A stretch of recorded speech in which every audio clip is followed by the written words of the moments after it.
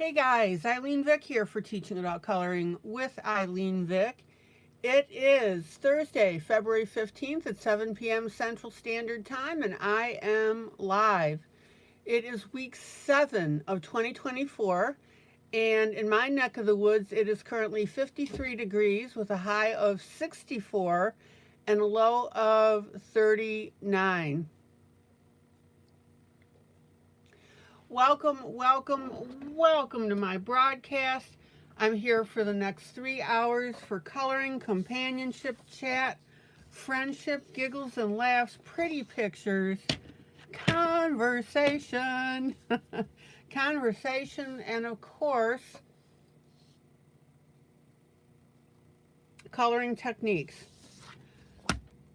Welcome to my YouTube peeps who come in and chat with me. That's always fun.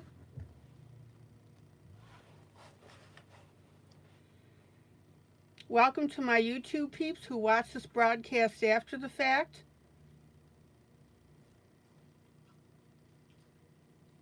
And welcome to my Facebook peeps who see this broadcast when they watch it in my group on Facebook, Teaching Adult Coloring with ILene Vick. Alrighty. I hope everybody's doing well.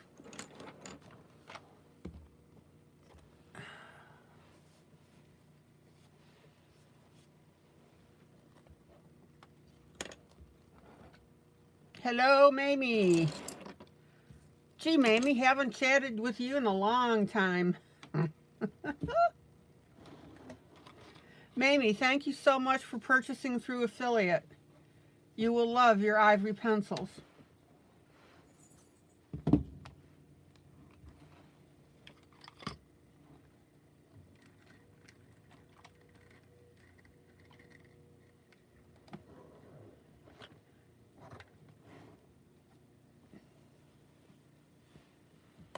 All right.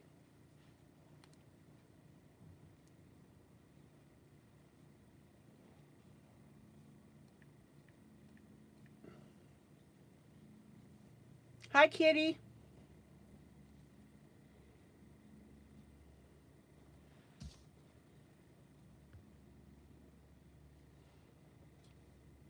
Oh, Mamie, you're welcome. Thank you for using affiliate.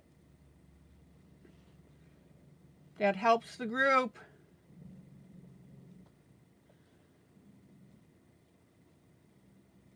All right. Let me wake up the critters here.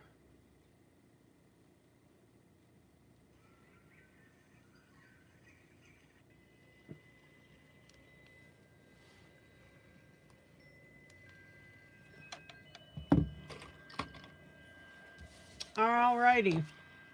So, I always work on 2 pieces, sometimes 3, depending if something special is going on. This first one is a free piece that I give away from one of my books. In this case, this is from Rusty Stuff Jubilee. It is available on Amazon if you're interested.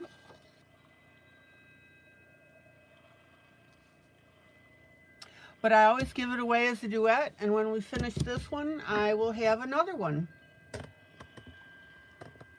All right, let me adjust camera a little bit. Hopefully I won't make you dizzy. And then the second coloring that I'm doing is, this is Enchanted Forest, Elena Lazareva.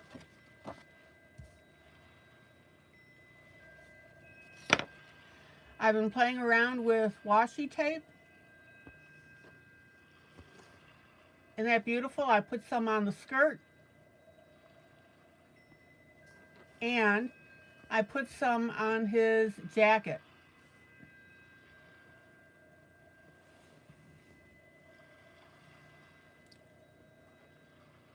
So we've been having fun doing that. All right. So let me get back to this.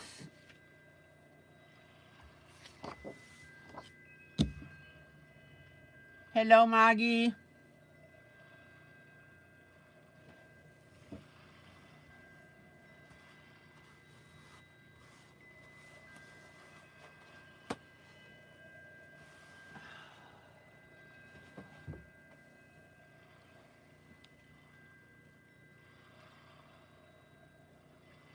All right, let me move a couple things around here. Happy Thursday, happy Thursday, happy Thursday. Happy Thursday to one and all, says Maggie. Maggie likes to sing her way into the room when she comes in.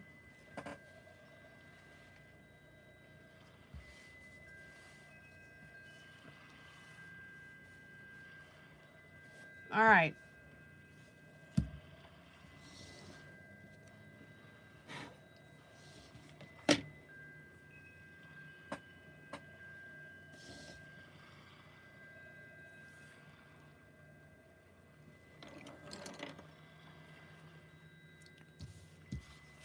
I think I've got things moved around now.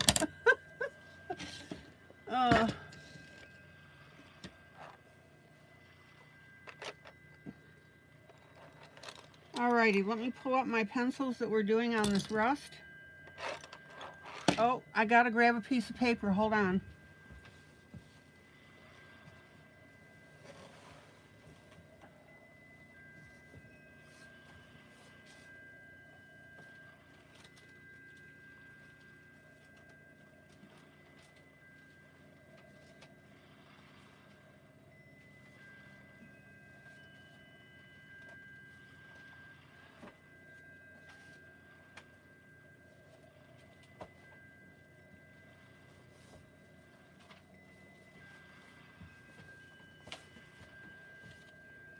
All right.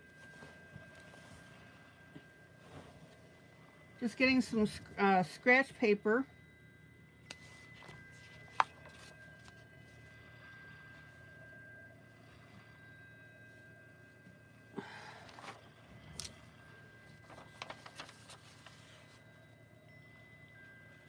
Maggie, you're gonna grab a bite to eat? Maggie, take your time.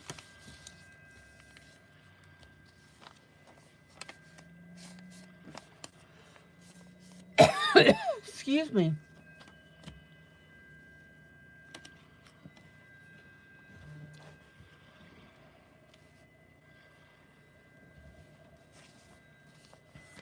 Okay.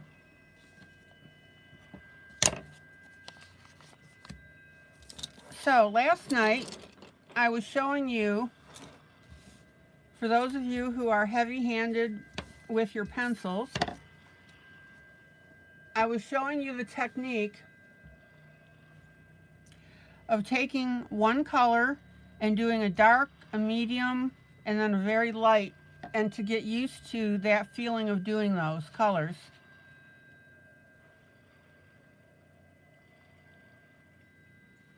Or not colors, values.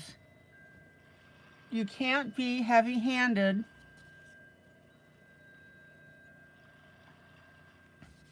with your pencil when you are doing adult coloring.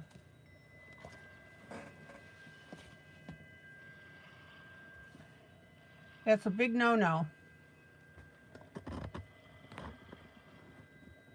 And you've got to get out of that habit. All right, a little more camera adjustment.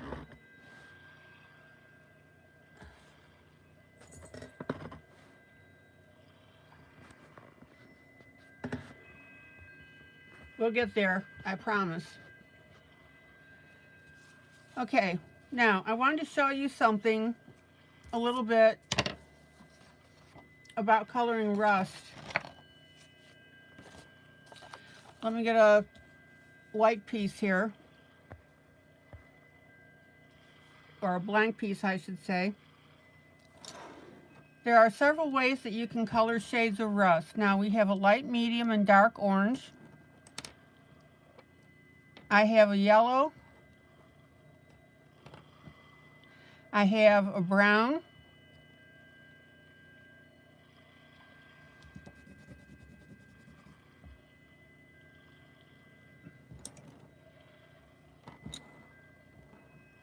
And I also have an Indian red color. This is a Faber-Castell.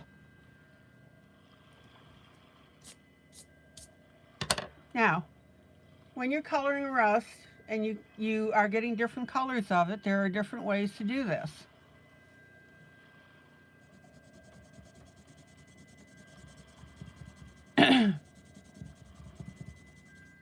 You can start with a yellow. Excuse me.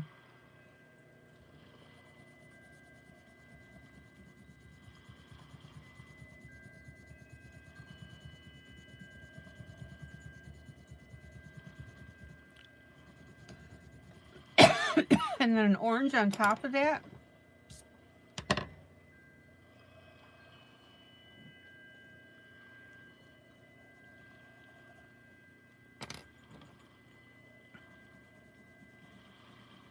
And then your Indian red.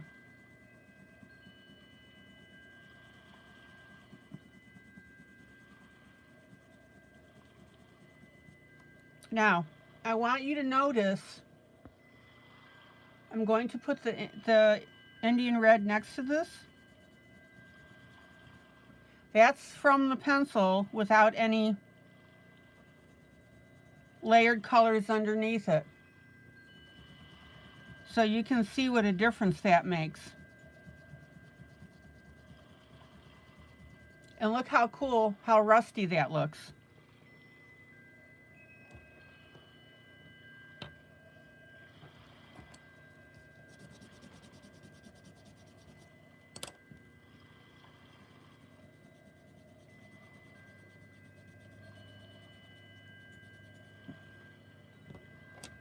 You can also use just a yellow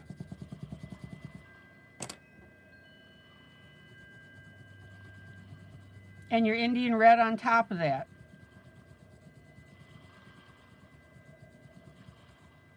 And again, there's the actual color itself, the actual pencil color.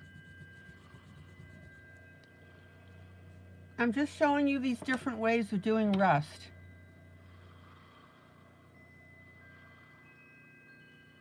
I don't want anybody to get flummoxed by it. It's not hard.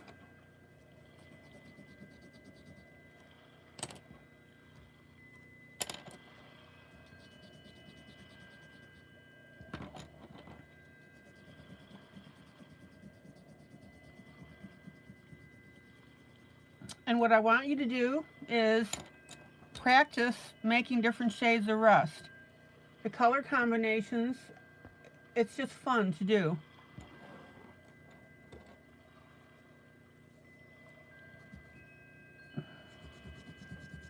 Let me show you another combination you can do. Here's my Indian red.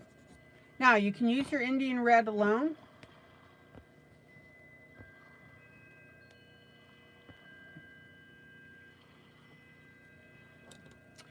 And then I'm going to put orange on top of it.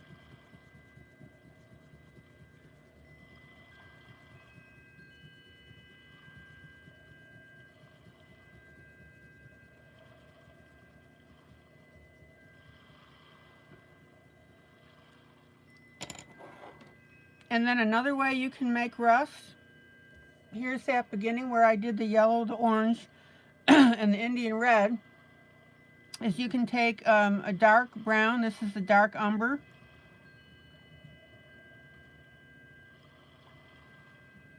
and add splotches of that on it. Is this helping you guys?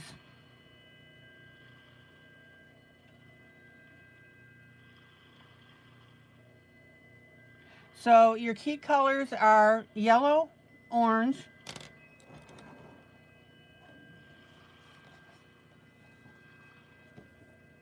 a brown, an umber brown, and then for your red color, you want something like an Indian red. You don't want, it's a brownish red.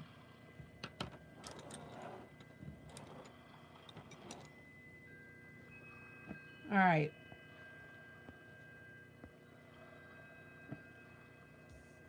Any questions about what I'm showing you?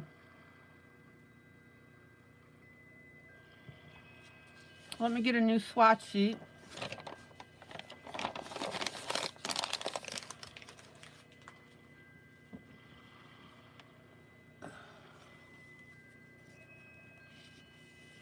Let's see what I've got here. Oh, That one can go.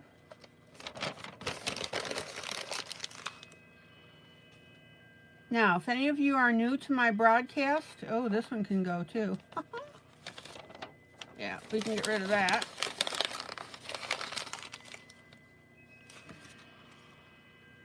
If any of you are new to my broadcast, don't hesitate to ask questions. That's why I'm live.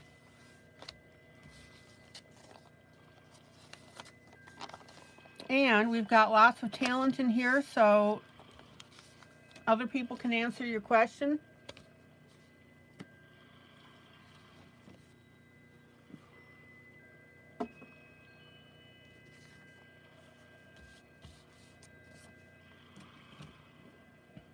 So there's no shortage of information.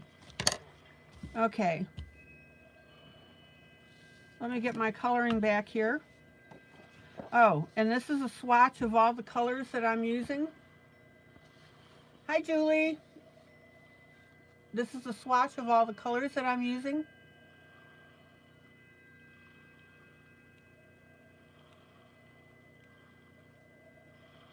Gives you an idea. Okay. So how is everybody doing this evening? Was your day today a win, a lose, or a draw?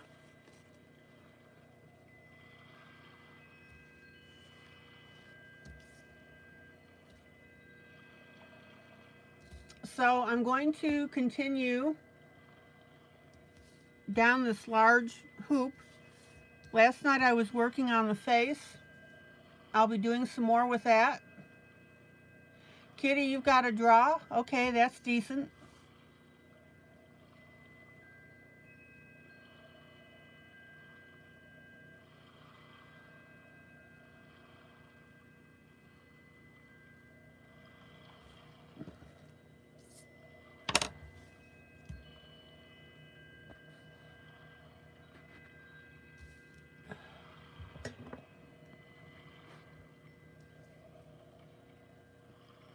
Julie, draw. Good.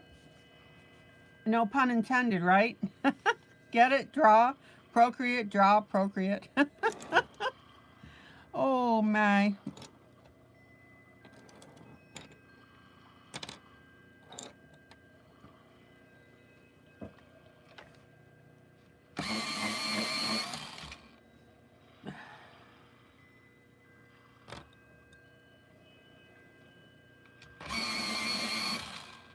Yeah, I know, Julie. It's bad.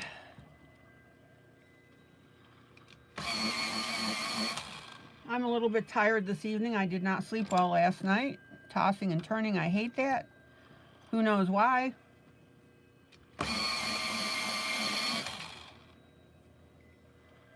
But that's okay. This too shall pass. All right.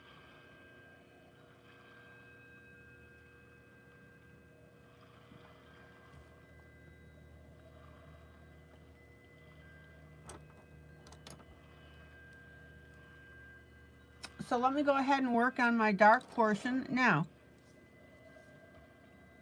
when we're doing grayscale like this,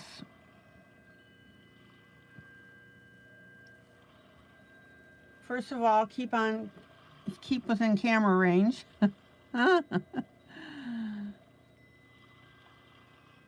Here's my dark umber here.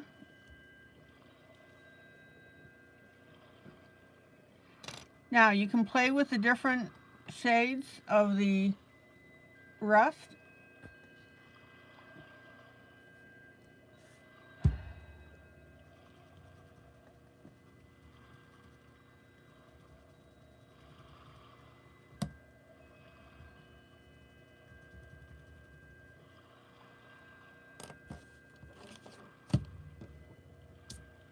Here's my yellow.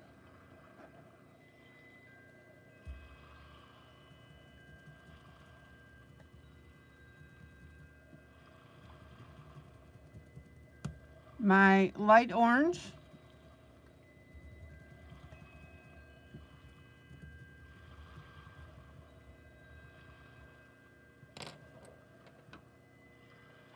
And my Indian red.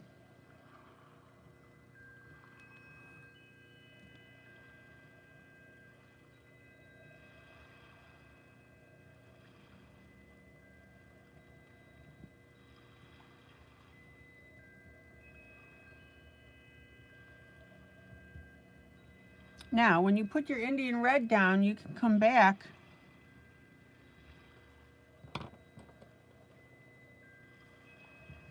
add a little orange to that if you like.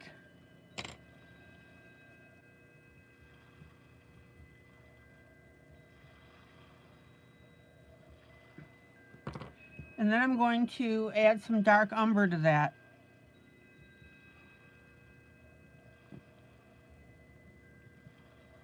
And check out how that dark umber really makes it.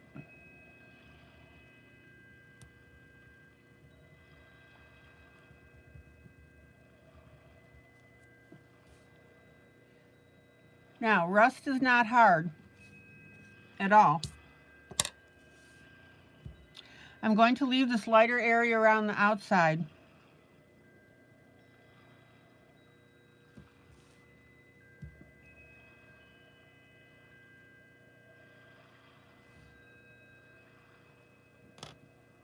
Now, I also want to tell you, otherwise you guys would go crazy,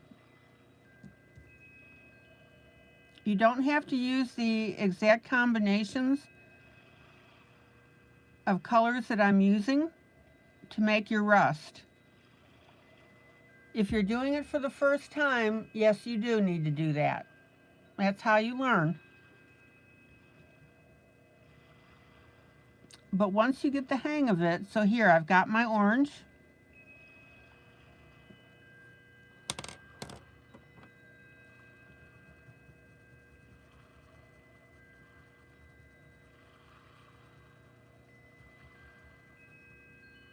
I've got a lighter orange.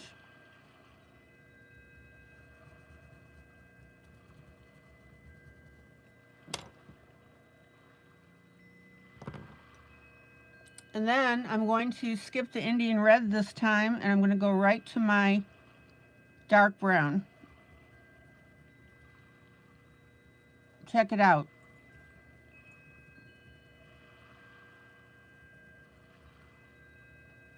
Now, be careful about getting streaky when you color this stuff. This rust is not streaky. It's little dots all over the place. So just don't go swishing back and forth with your pencil.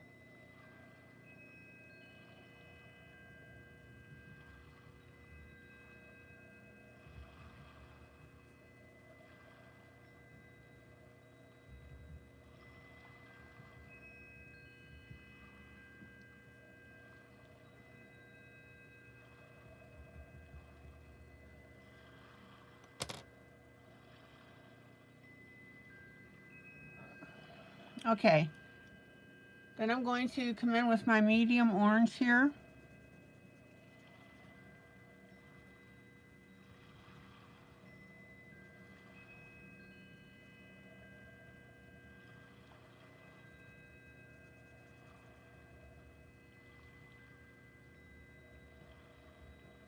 And again, for those of you that are heavy-handed, knock it off. Don't quit strangling your pencils. Now see, this is just orange. I'm using a medium and a dark orange.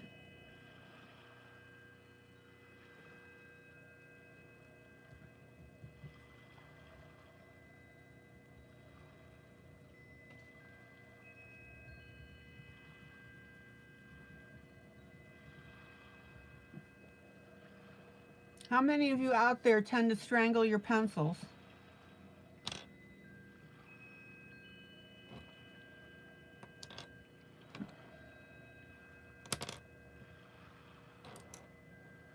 Okay. Now, all these little areas of dark,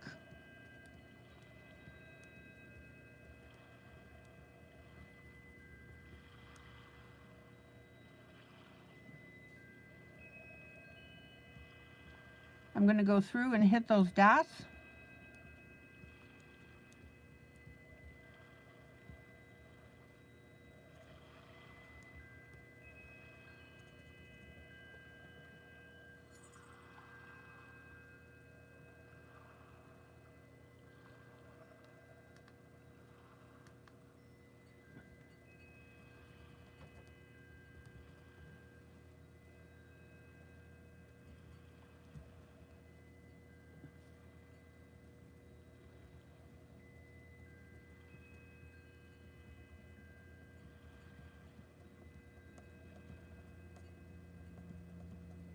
This is my basic rust color that I happen to be using.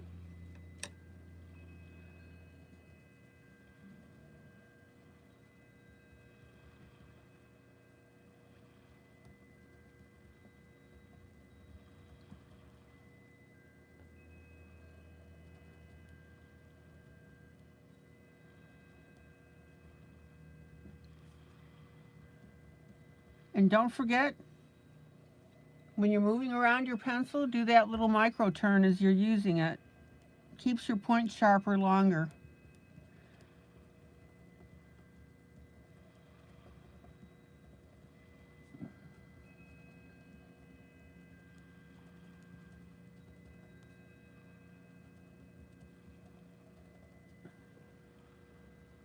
All right, let me pull out and see what's going on here.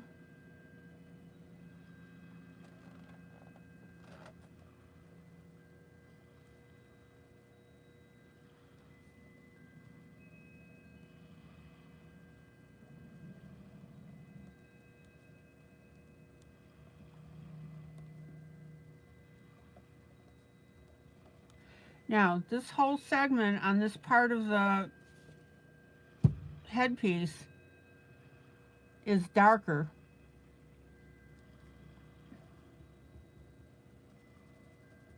And if you're not coloring this with me tonight, what are you coloring?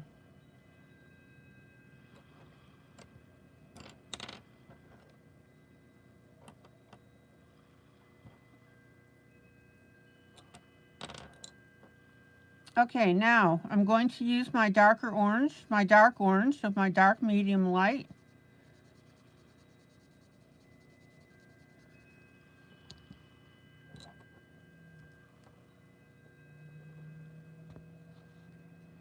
Here's my medium up here, because we've got a little bit of a lighter spot.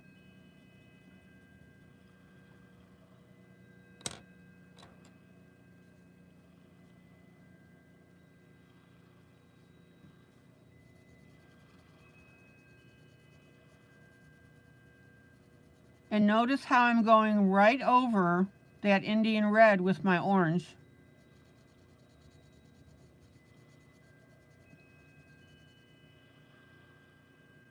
Kitty, you're on the first Twilight book. All right.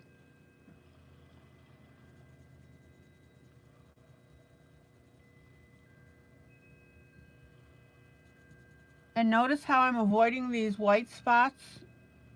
That's just part of the look of the rust.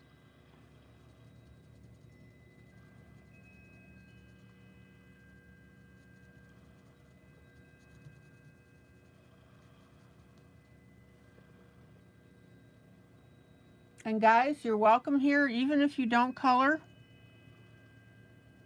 Just come in for the enjoyment and the pretty pictures and the companionship. And by don't color, I mean like don't color at all. Adult coloring. Or if you're not coloring tonight at all, come in and enjoy what I'm showing you.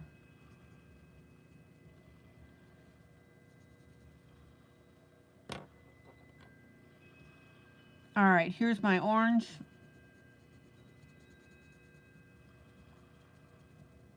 My lightest orange on this edge.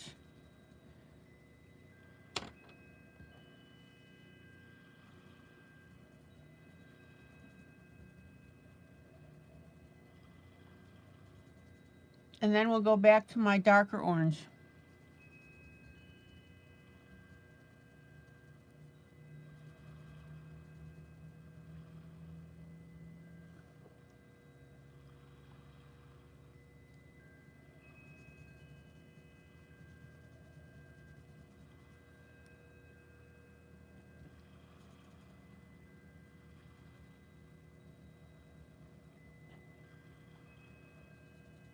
Yeah, Mamie, you're really going to enjoy those Faber-Castells.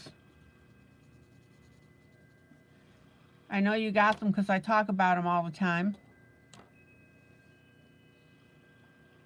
Okay, now I'm going to take my medium orange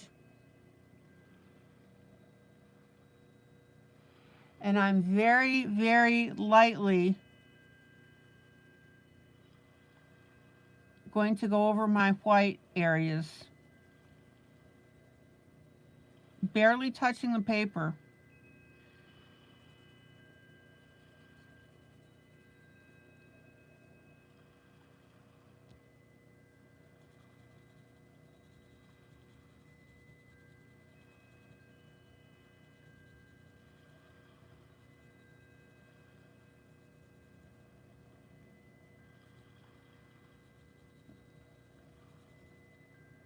Check it out.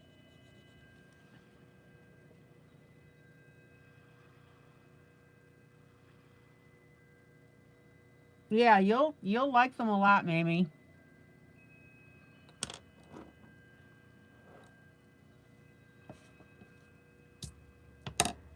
Okay, check out how cool this segment looks. Didn't take us long at all.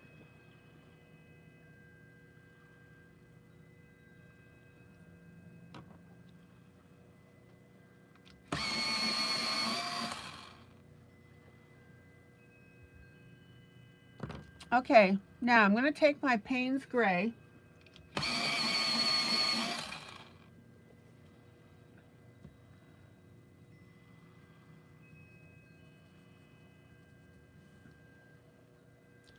and I'm going to work in this seam line here.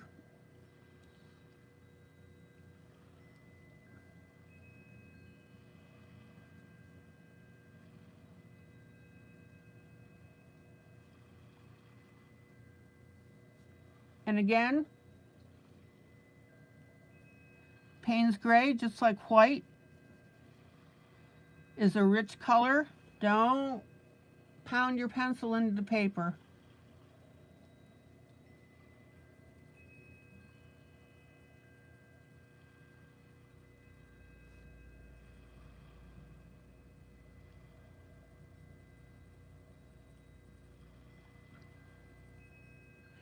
Gray is a really neat color to use when you're doing rust.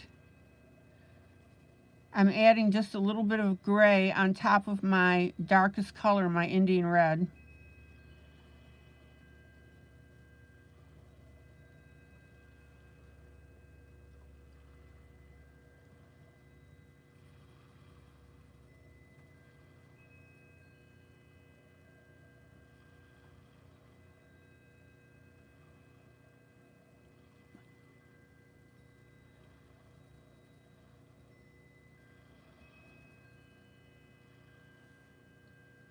Check it out.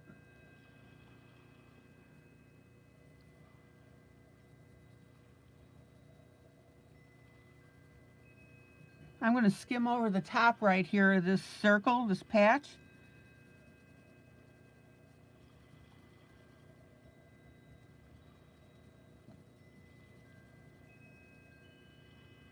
And what that's going to do is that's going to make that look like an indent on the paper. So I'm darkening my edges a little bit and then lightly in the center.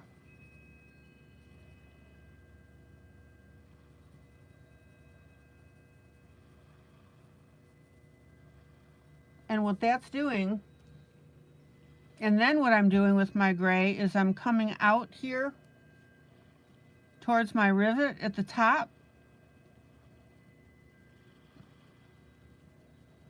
And what that's doing is that's making this look like a layer of crusty rust.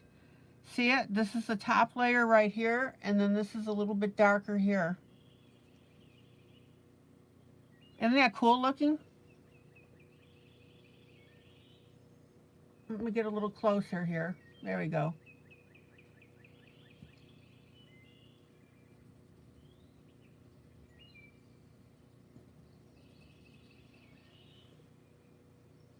Now, I did that earlier on this piece here. This section right here that's darkened, I added that shading to make it look like there were two pieces of rust, 2 pieces of rust, 2 pieces of metal. Very simple to do. All I did was I extended this curve here, I just extended it downward with my darker color and used Payne's Gray.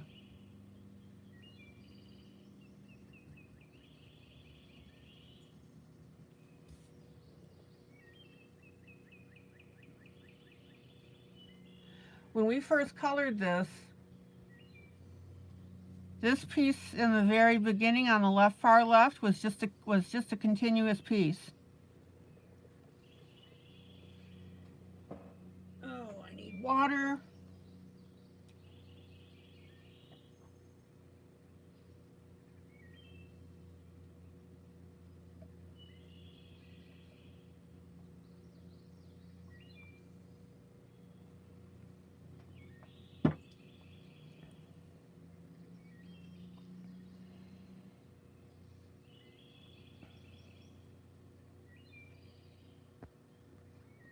Any questions about how I'm shading this in to make it look like it's layered rust?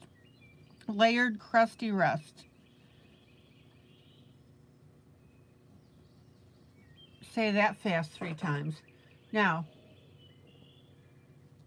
be sure that your edge is a little bit darker than your area here, otherwise you're going to lose the effect.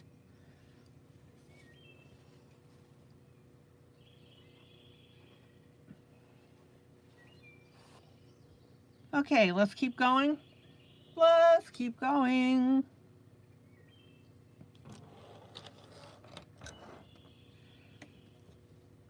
I'm having way too much fun doing this rust.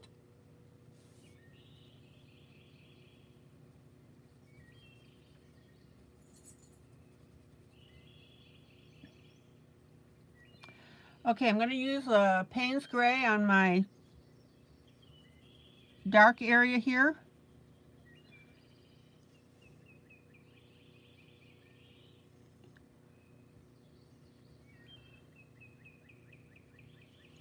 And notice how I used it on this little square, this rectangle. Make sure I'm close enough so you can see it.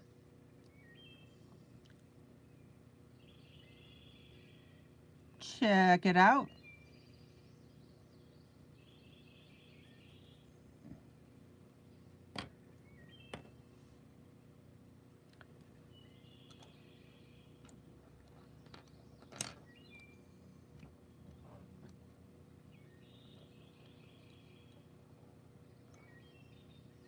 Then I'm going to use my medium orange.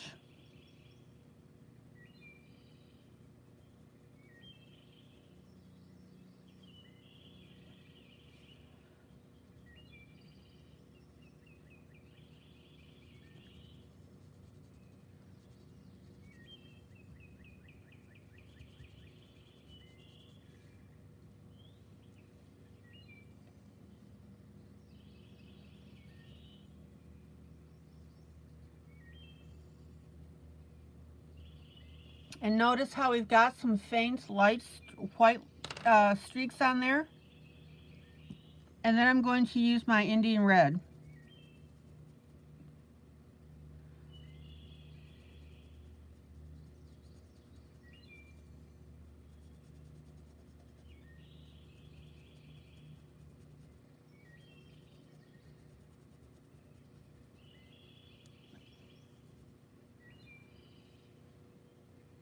Now be careful, you don't want to overblend this. This is a smoother area of our rust. So now I'm going to come in with my dark brown, which is my umber.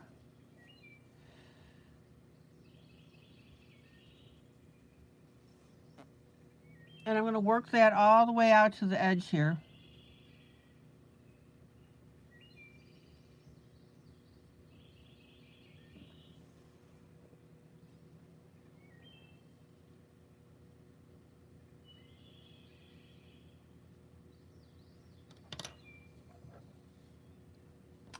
And then on the back side of this, where it curls around,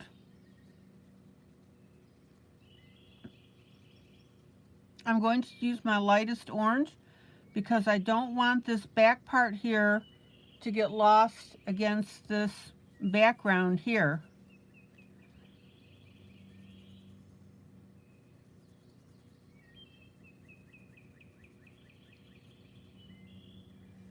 And in fact, in order for that not to happen, I'm going to go back on my background here. That was the first segment we colored, and I'm going to shade around that curve. See how I'm doing that so that we don't lose that part.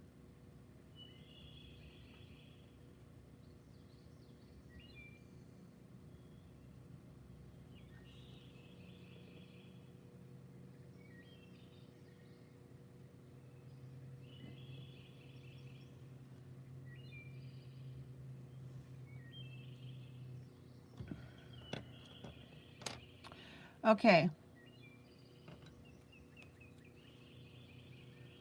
Then we've got this little block right here.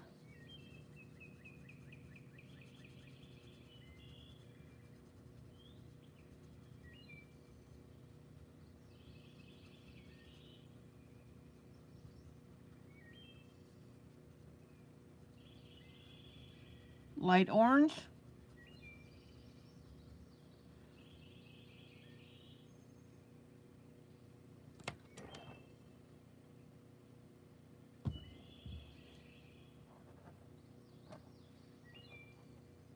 A little bit of brown on there, light brown.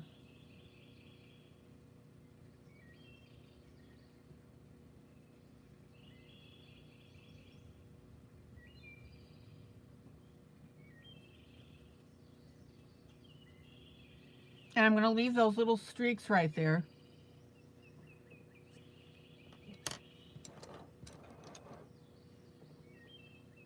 Let me pull out.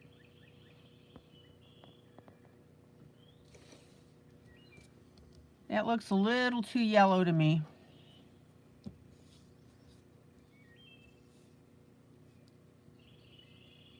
So I'm going to come in with my Indian red.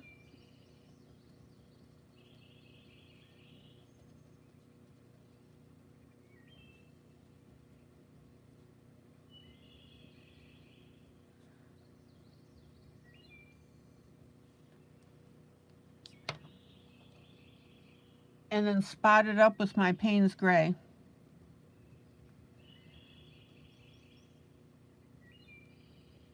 Now, the neat thing about doing rust, it's really kind of hard to screw up. I'm not saying be wild with your colors and reckless. You've got to do your pattern. But there's so much that you can do with it. For example, by adding that Indian red and my Payne's Gray on that little segment there.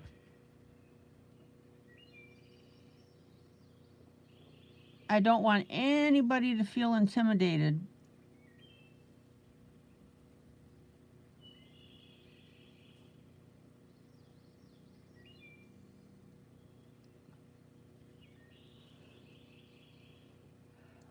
Okay, now this edge looks really ragged. Look at that.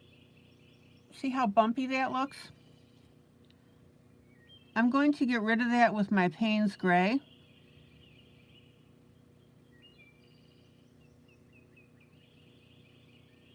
We're going to smooth that out and blend.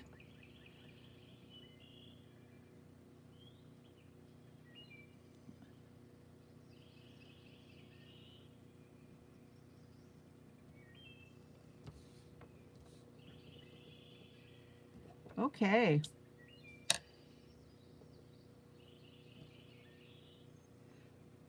Who's coloring this with me tonight?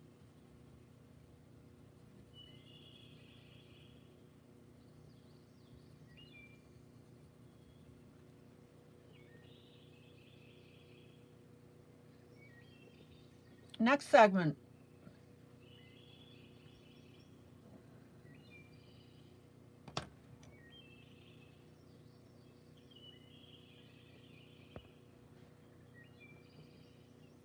I'm going to shadow this little button with my umber. I know some of you like to just watch while I'm doing this and then color the next day. That's cool too.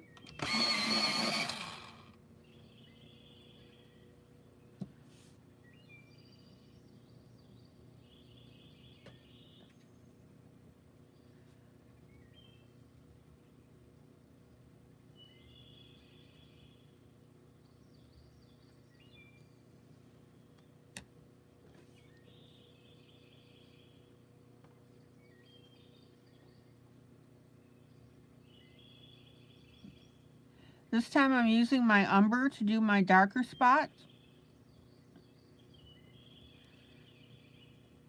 The umber is a brown.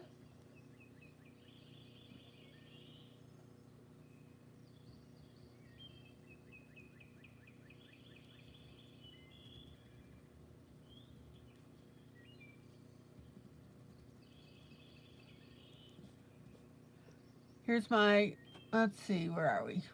Where are we? Oops, sorry. Here's our next little spike.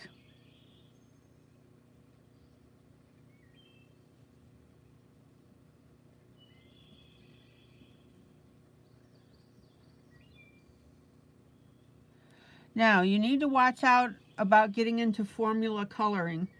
And what that means is, oh, there's a shaded spot, so I need to use umber. Don't do that.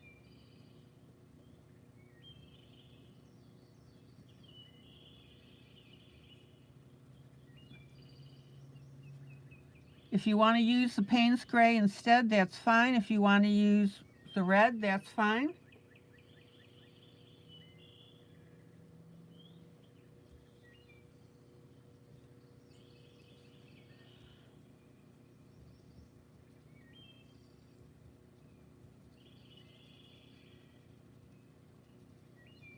Okay, so there's my umber.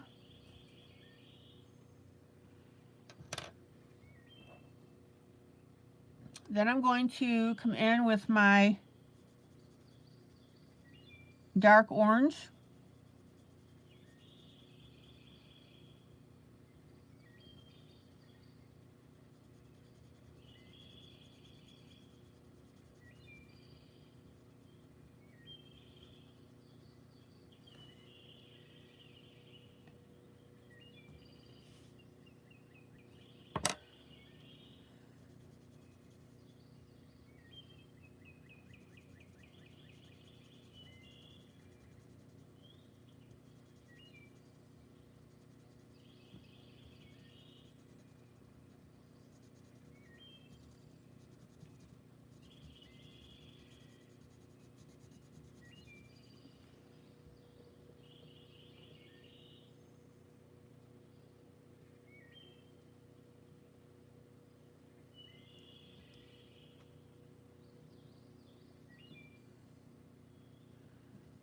I'm going to put a little dark orange up here.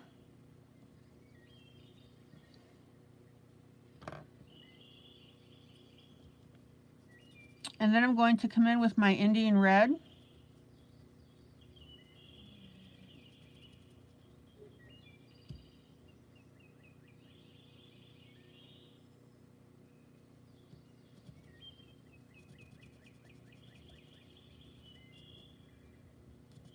And look how neat that metal looks with the Indian red on top of the dark orange.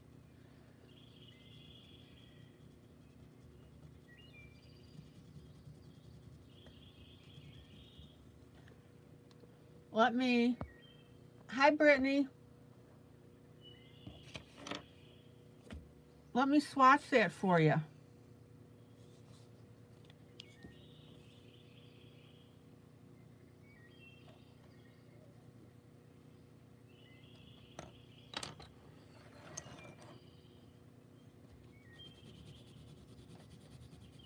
Here's my dark orange.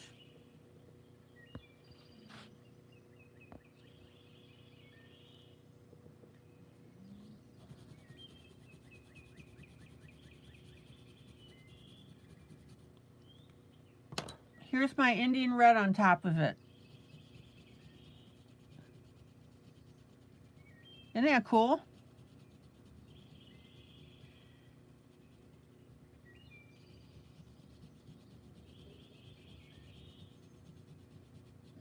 And again, I'm going to show you my Indian red. This is pure Indian red. See? Look at the color difference.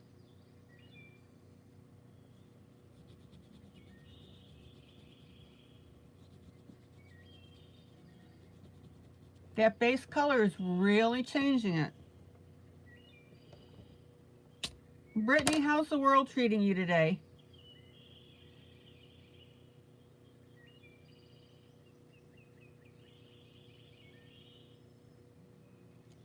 Okay.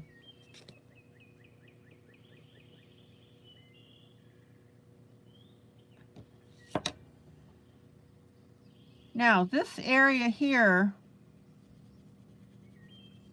of the metal, let me get back to it. Let me find it. There we go. This area of the metal doesn't really have any flaws in it. It's nice and smooth. So this is where I'm going to do this Indian red over this orange.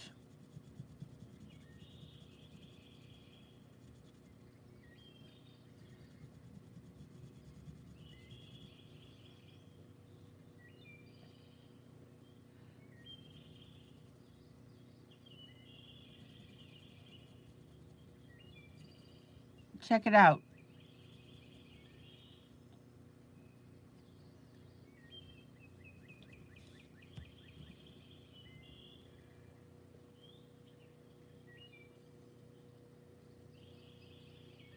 And I'm going to carry that concept further down. And then we'll go back and put in our rust, our more jagged rust.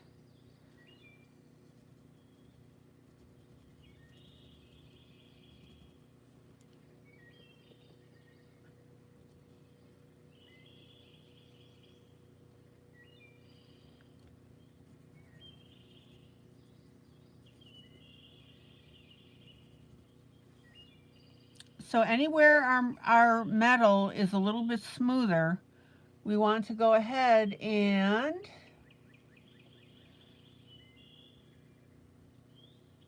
start out with our darkest orange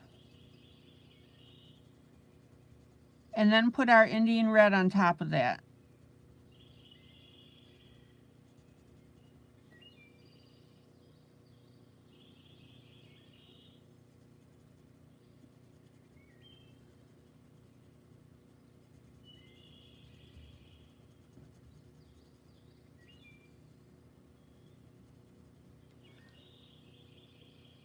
And Julie, thanks again for your purchases of my books through my PDFs.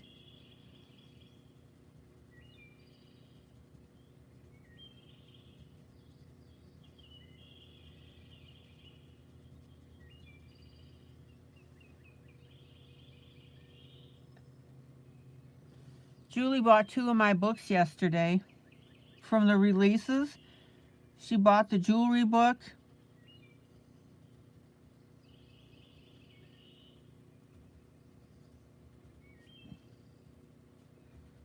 My mind's drawing a blank. What was the second book that you bought?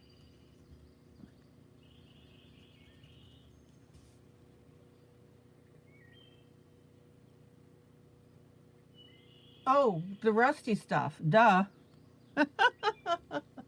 Hello.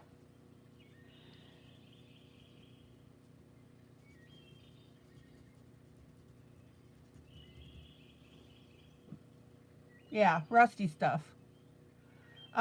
Julie, do you want the gnome book as well? That's a new relief. March gnome.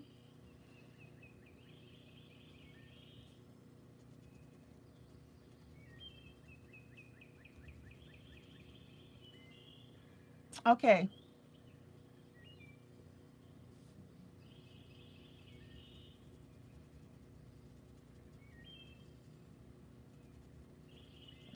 Now I'm being really picky here. Yeah, you're not into gnomes, are you?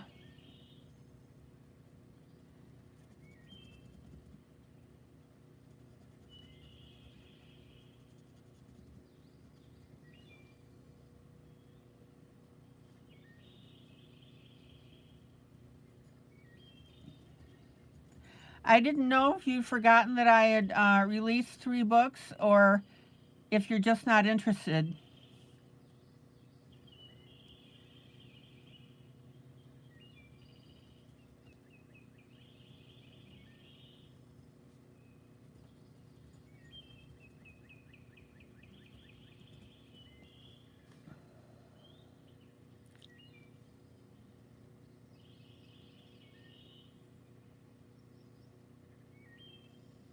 Yeah, okay, not so much on St. Patrick's gnomes. Yeah, okay, I got it.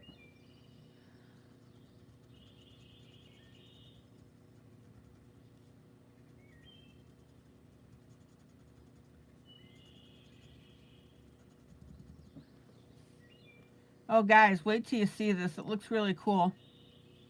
All right.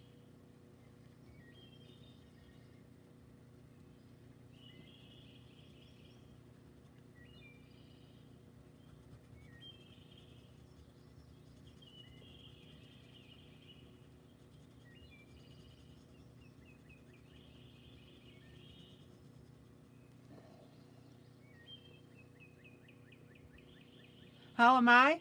I'm doing great. Hello, Emily.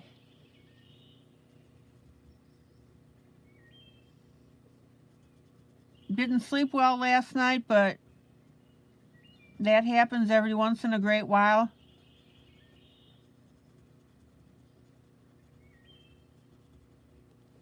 That was my fault. I was actually thinking about my new releases, my upcoming releases.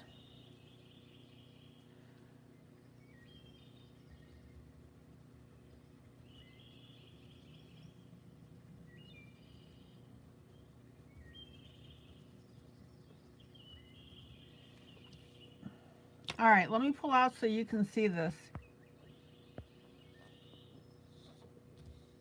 Does that not look cool?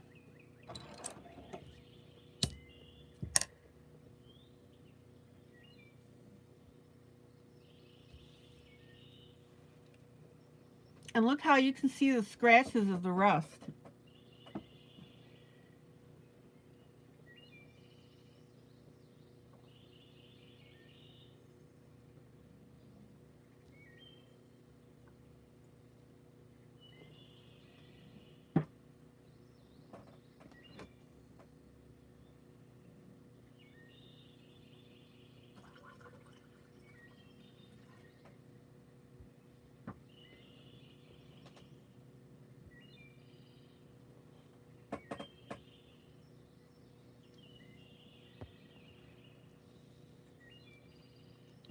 Okay.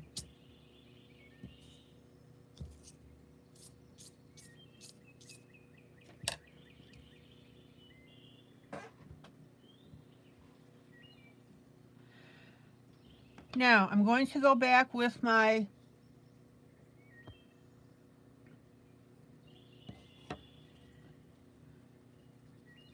Indian red.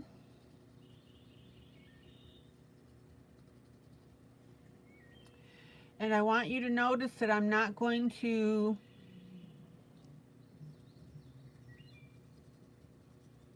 necessarily color over all of this orange that I just put in.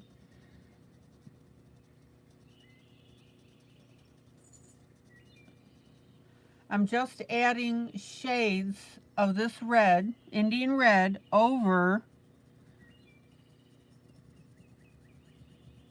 that orange. And I'm sticking to the edges here of, for example, the scratches, and that'll give us a little more dimension. I feel like I'm talking in circles. Did that make sense?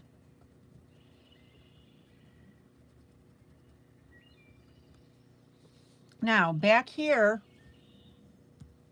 let me find my spot.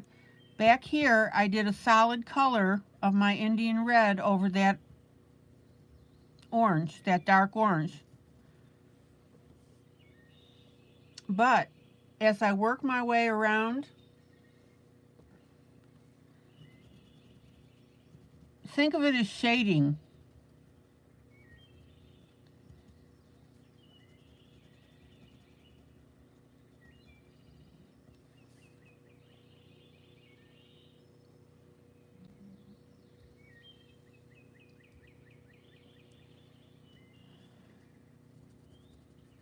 Check it out. So in other words, I'm not doing a solid Indian red color over my darkest orange.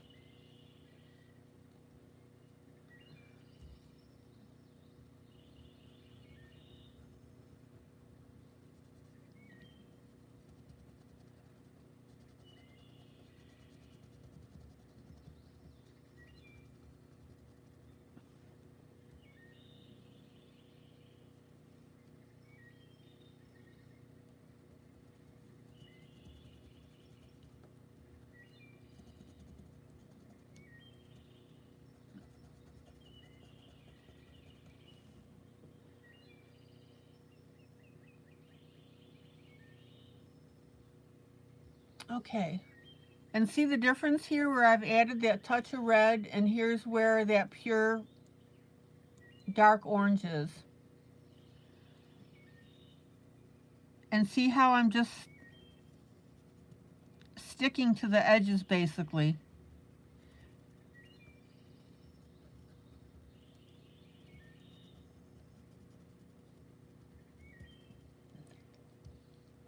Not hard, guys.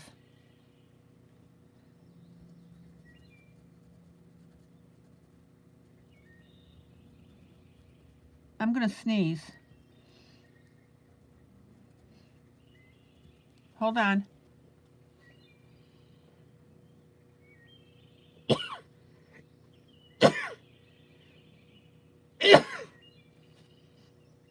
Oh, I'm healthy. 3 sneezes, that's my normal.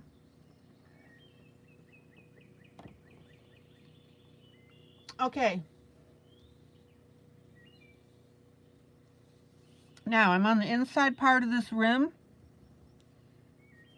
I did not put my dark orange there. I'm just putting my red.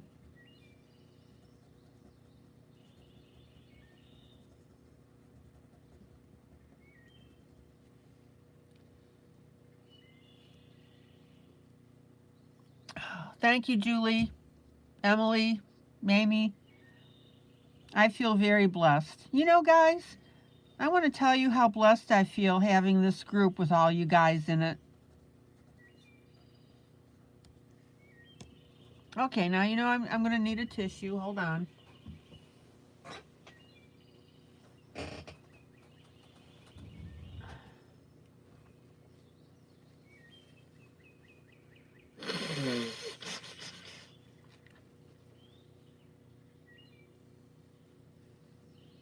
Oh, really, Emily?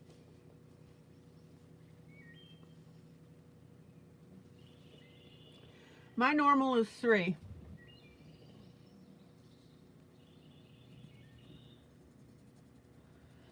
You guys are the best. I enjoy teaching you. You listen to what I'm telling you.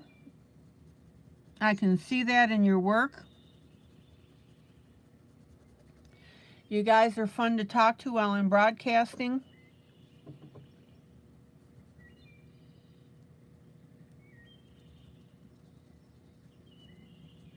Okay, now see this little rim right here? We've got a little curve.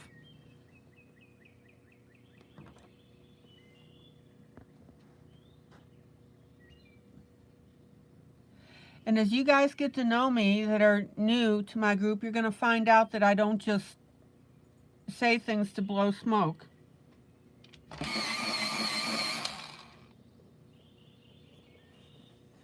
I'm not that type of person at all. Okay, we're bouncing a little because I'm moving my chair. Okay, So see that rim right there? We've got this lighter orange right here. And then it's darkened up because I put that Indian red on top of it.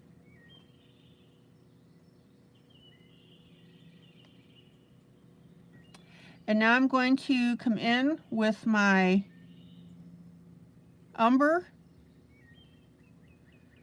And we're going to make another layer here. See it?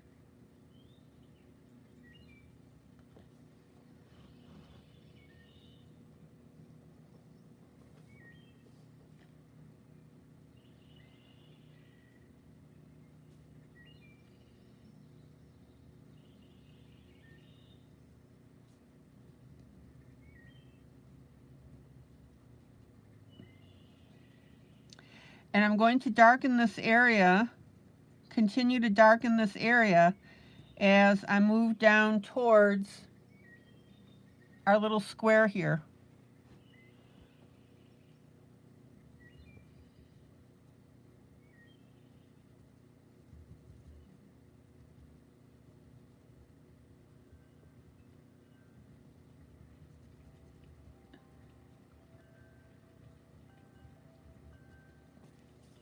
Oh, that looks so neat. And then I'm going to come in with a little bit of Payne's Gray.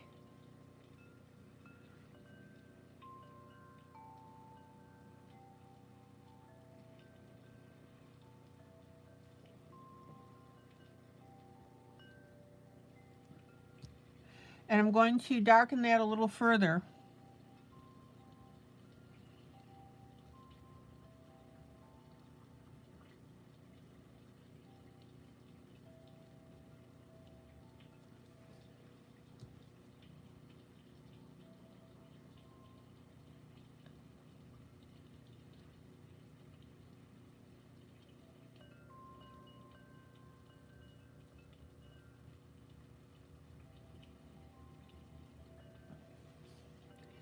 Mamie, are you feeling overwhelmed at all as I'm showing you this? Anybody feeling overwhelmed?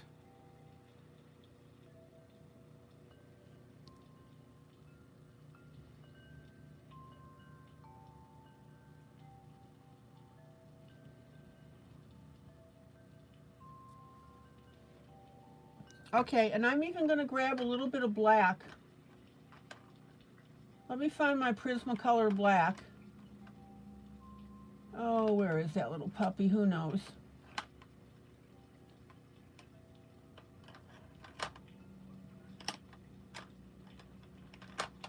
There it is.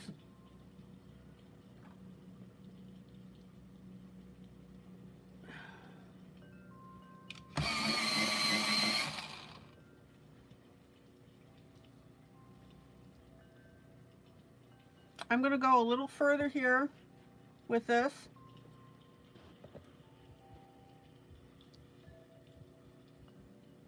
And I'm going to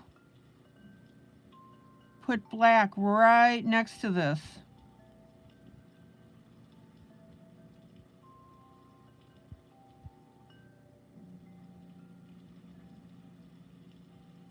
Now, I'll come out a little bit with the black for the purpose of blending, but that's it. Don't come out too far with it.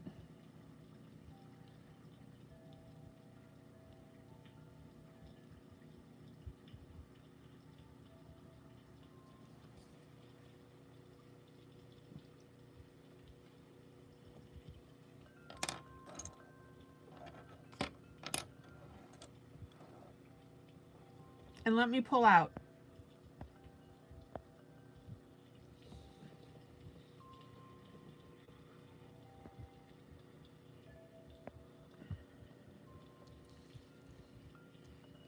Let me find a good spot where you guys can see the whole thing.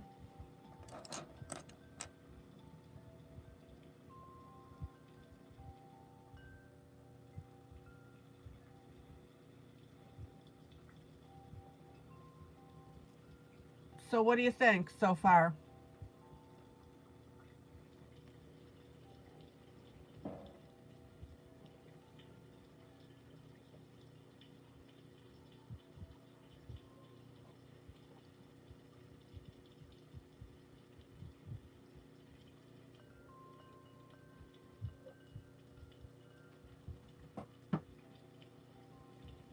Okay.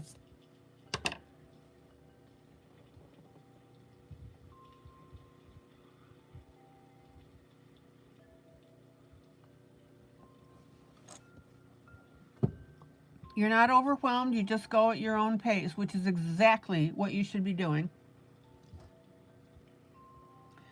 Okay. Let's see here.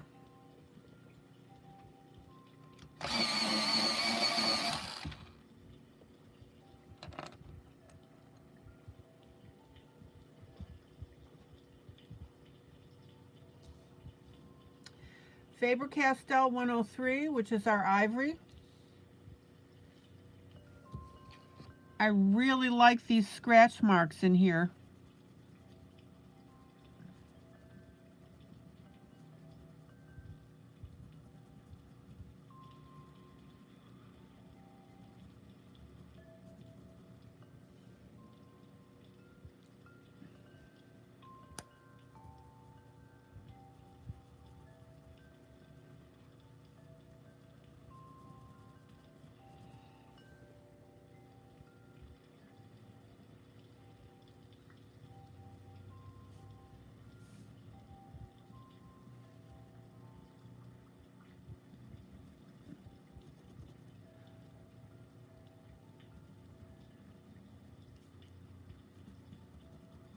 Be sure to turn your pencil for that point.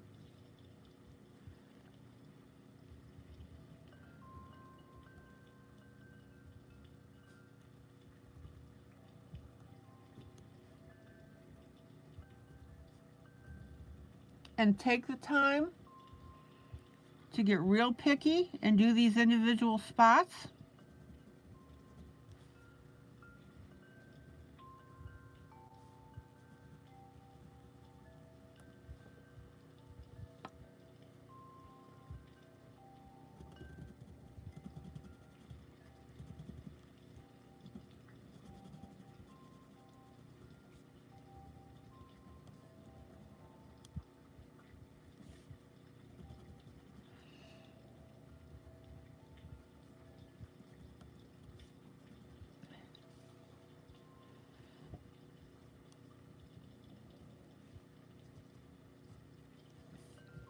And then on some of these, I'm going to come back with, let's see,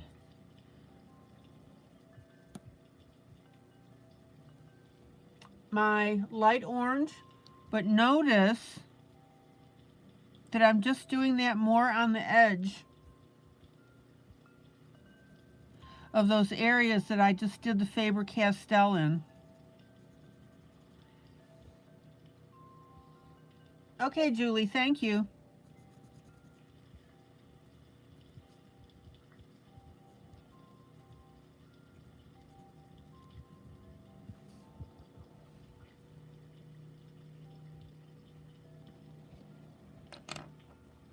And then I'm going to come back with, over that lightest orange, I'm going to come back with with medium.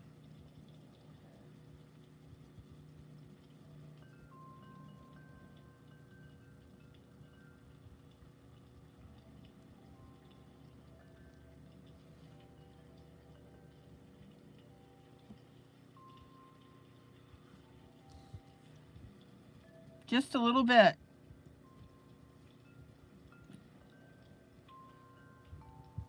But again, I'm not covering up all of those slashes with my pencils.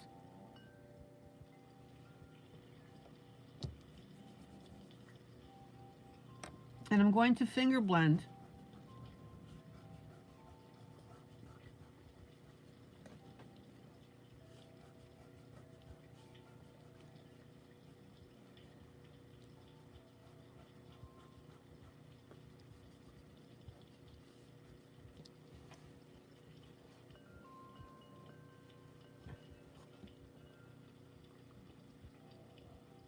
Okay. Now remember, you can also use paper towel.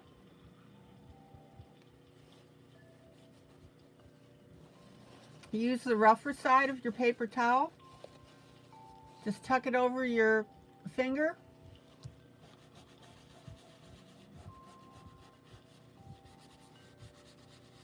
and blend. See how that's blending?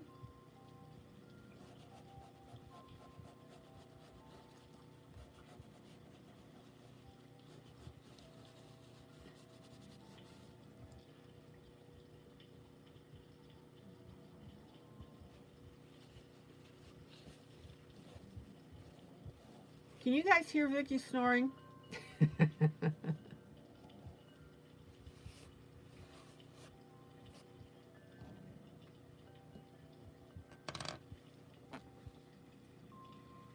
Okay, let's do that little rivet.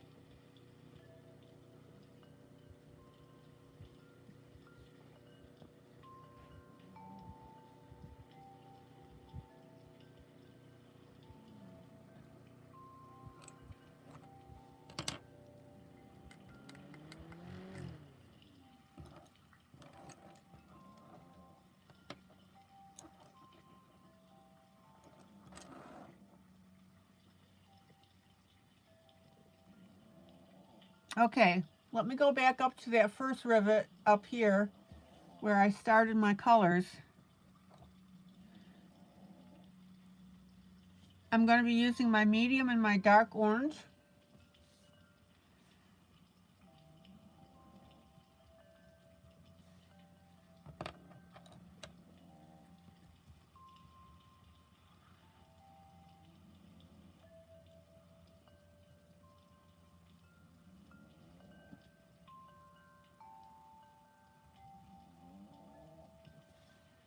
And then I'm going to use my umber, which is my dark brown.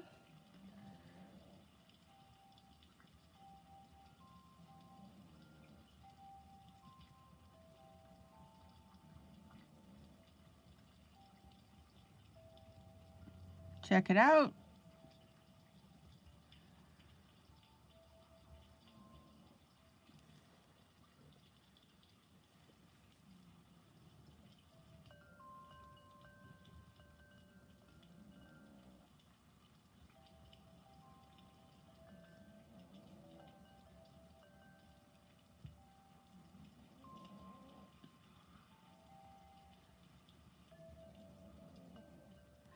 Notice how I'm using my dark brown also around the very outside of this rivet.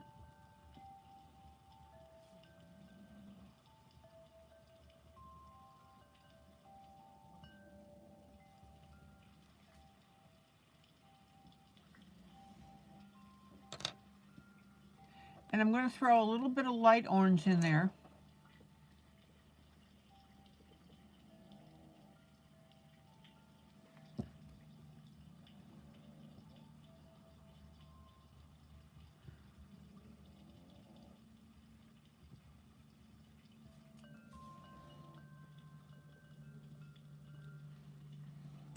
Now, if you need to come back, let's see.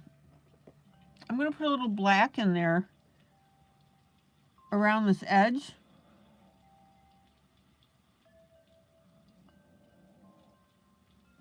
Because I want that center to look like it's recessed.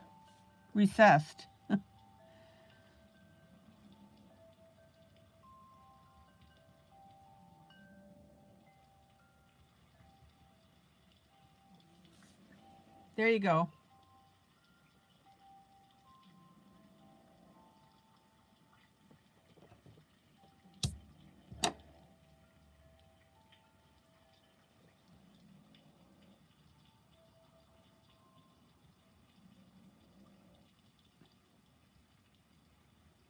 And notice how I'm leaving that lighter shade at the top, that white ivory.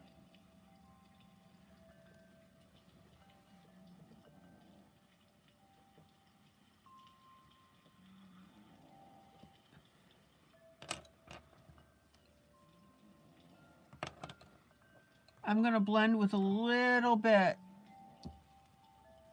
of my lightest orange.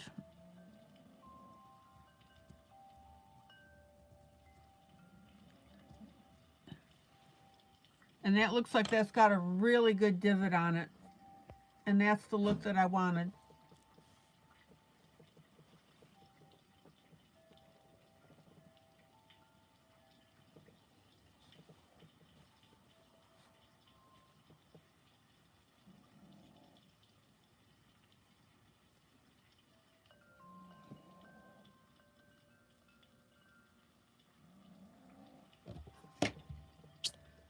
Okay, let's do this other little rivet here.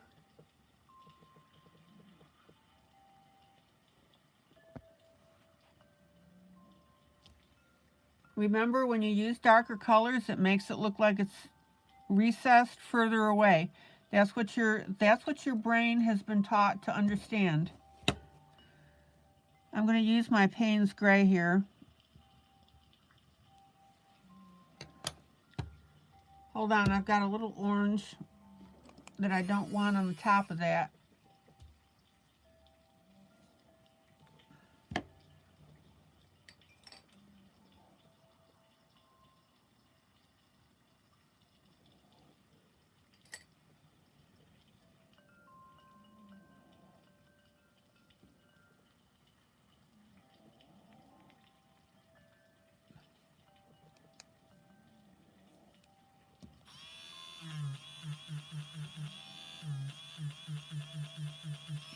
Okay.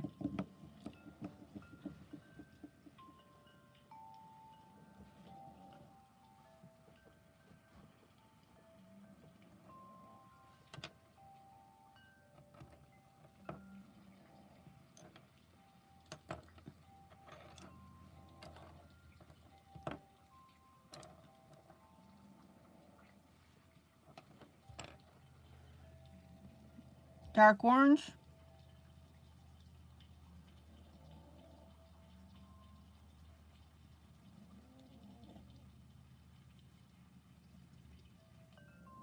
Let me sharpen my point.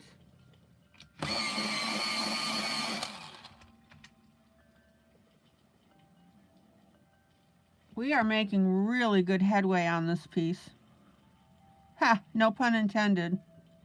Get it? Headway? Oh, every once in a while I blunder into a funny statement. And then I'm going to use my Indian red.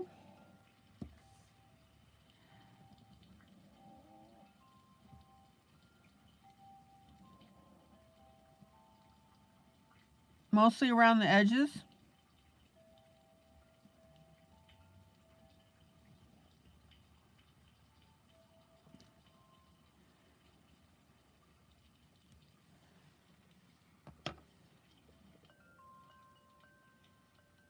And then I'm going to come back with my medium orange. Now, this rivet here is not recessed like my other ones were. At least that's how I'm coloring it.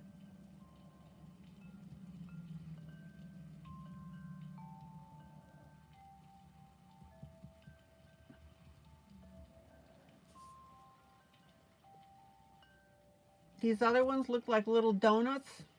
See that? This one here, I'm not making it concave in the center. Make sure you understand the difference.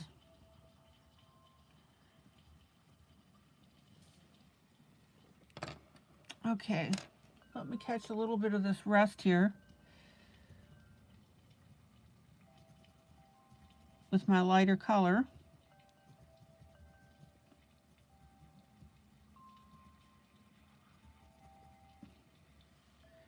So Mamie, I take it that it was kind of frustrating you that you didn't have the ivory when I was using it, and that's why you bought your pencils?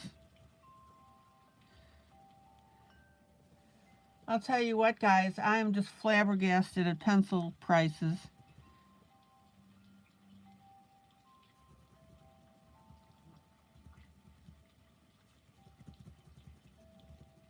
This ivory, this Faber-Castell, on Amazon, they were $4 each.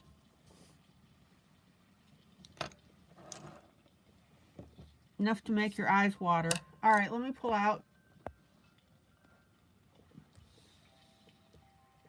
Isn't that cool?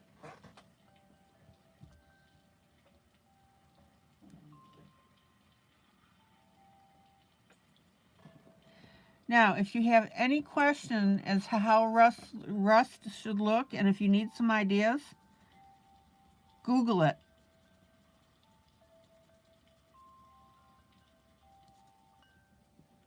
If I'm not sure how I want to color something, I'll go to Google and look at pictures of whatever I'm coloring.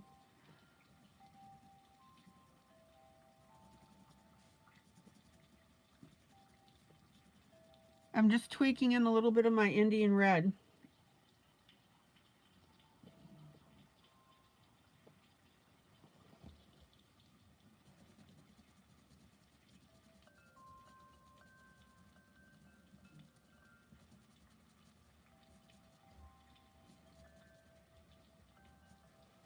All right, isn't that beautiful?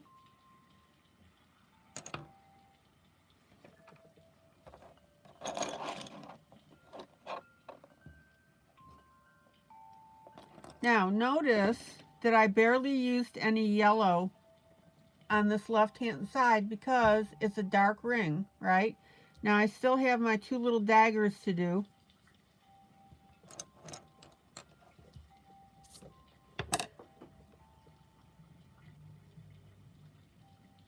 But I wanted to get on to my next project because I promise you an hour and a half.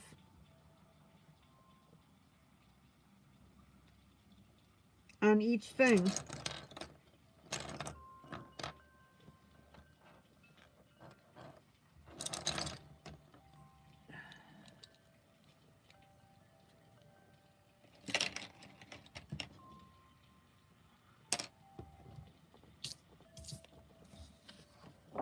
Okay.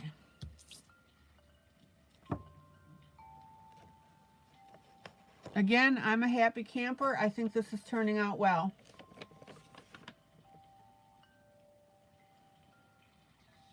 And I also wanted to show you how to make layers of rust. That's what we did on that one segment here. It's very easy. Add some shading around the outside of your shape.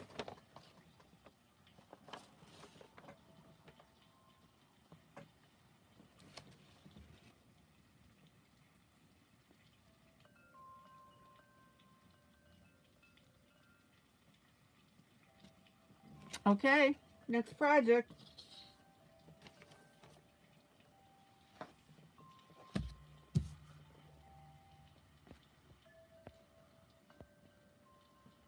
We haven't seen Belle for a while. I need to check up on her and see what's going on.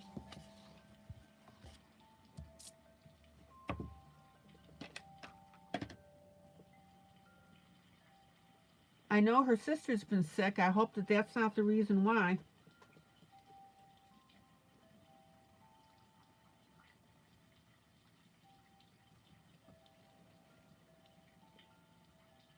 Okay, I took the liberty from last night of finishing up the leaves around the outside.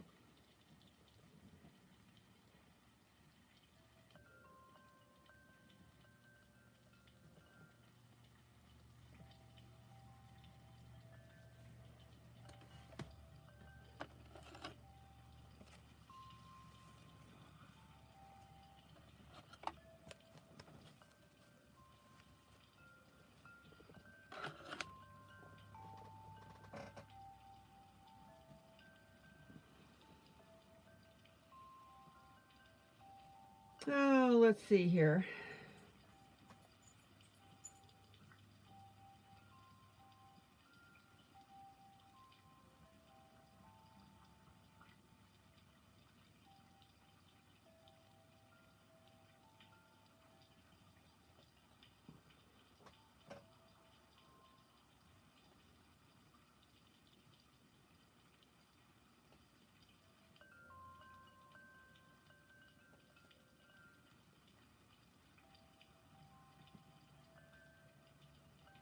I'm just checking something out here.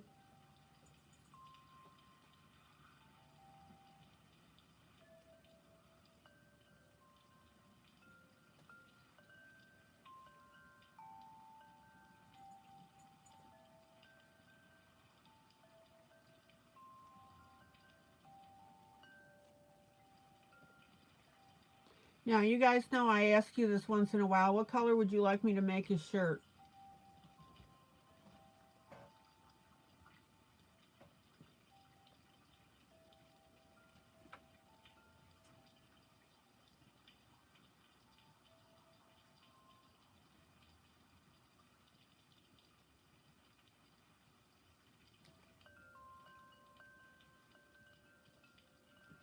Better yet, I think I'm going to work on her top.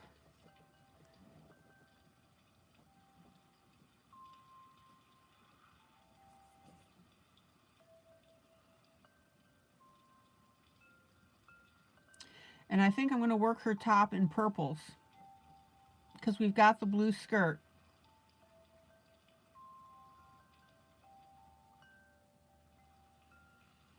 Yeah, blue is definitely an option.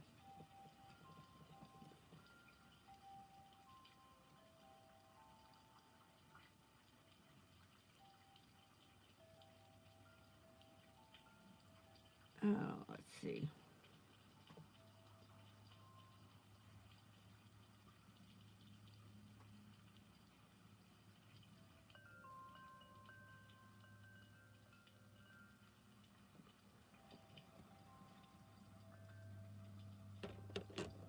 Let me work on her top. I'm feeling like purple will work for her.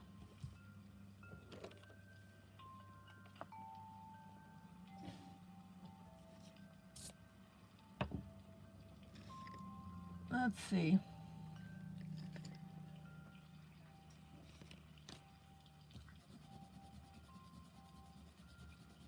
So I'm going to pull a light, medium, and dark purple.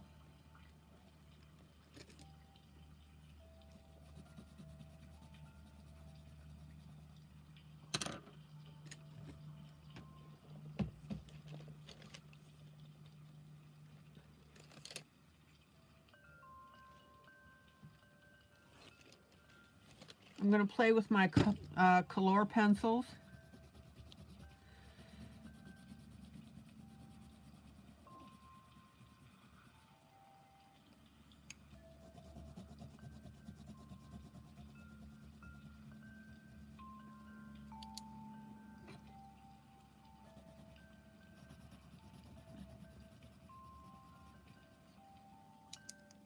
All right.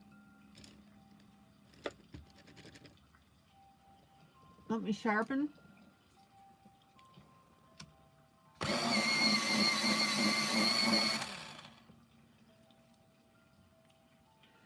By the way, if you guys are wondering why I always tell you when I go to sharpen something,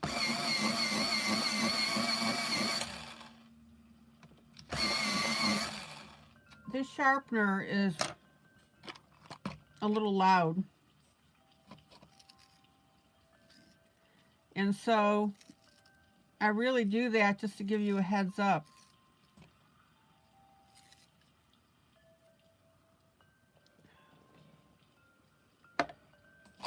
Oh, let me sharpen here.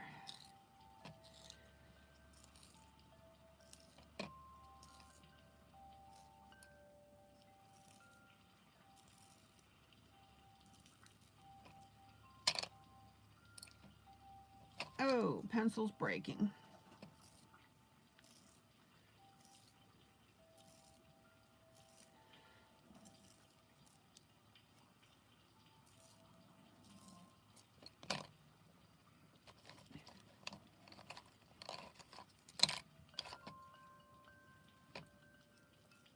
I'm using my little hand sharpeners. There we go. I really like those. I put a link in the group to them.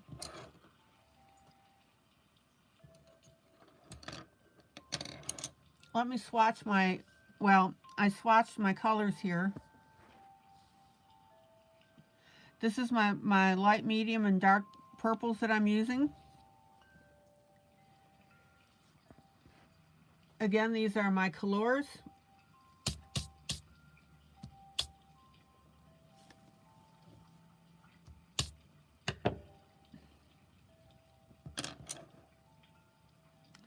We'll figure out his outfit later. Okay.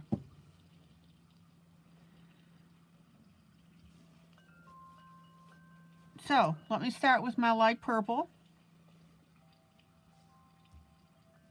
I'm up on her puffy sleeve.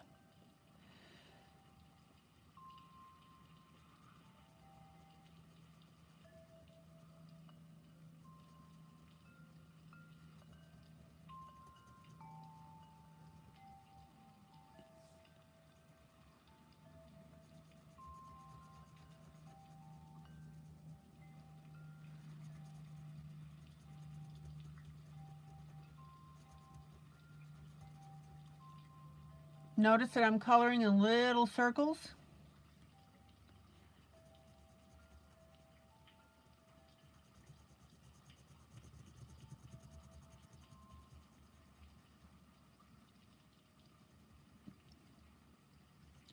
And again, don't forget to turn your pencil. When you do that lift to move around, turn your pencil.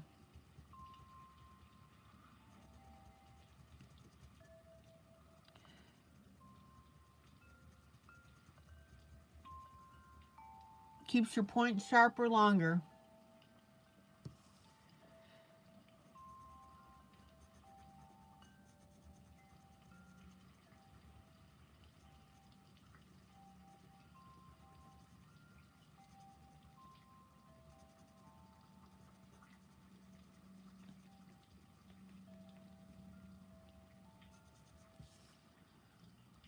Oh, this is going to be pretty.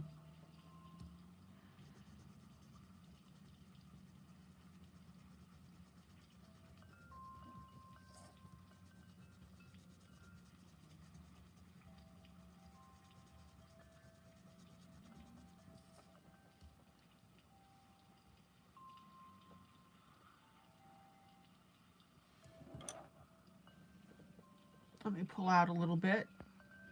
That way you guys get acclimated to where we are.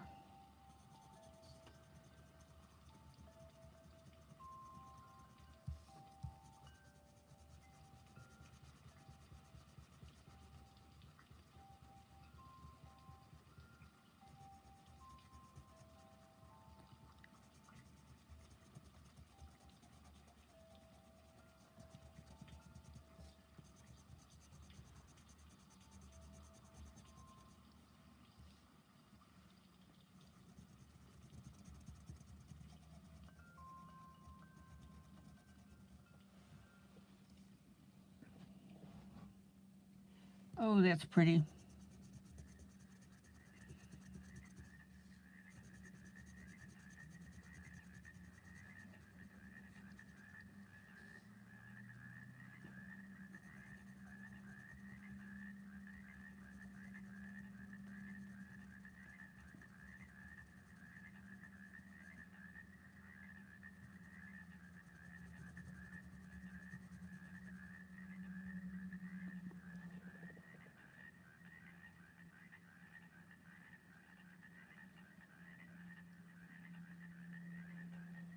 You were not turning your pencils before I started watching you, and my pencils would get all wonky.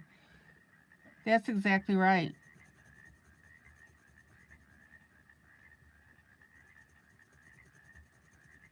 You want to keep that point as even as possible. And the thing is, it's so second nature to me that I do it without even thinking. See, when I'm holding, let me pull out. When I'm holding my pencil, all I do is take my thumb and turn it. See?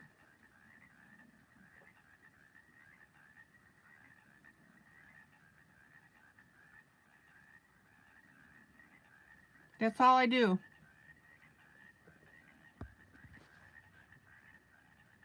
And it really will save wear and tear, and it'll keep your accuracy up on the image that you're coloring.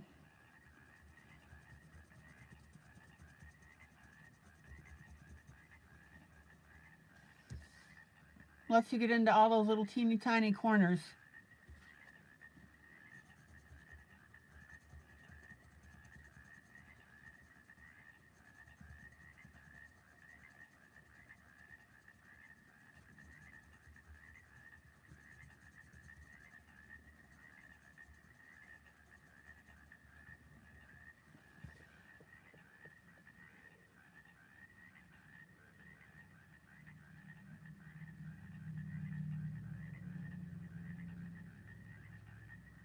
Oh, is that pretty?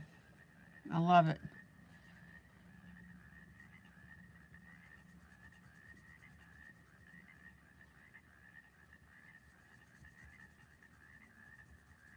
I need to do one of my colorings again where I let you guys direct what colors I use.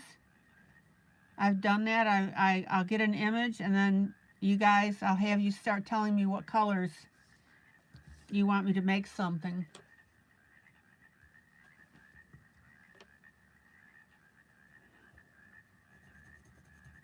I haven't done that in a while.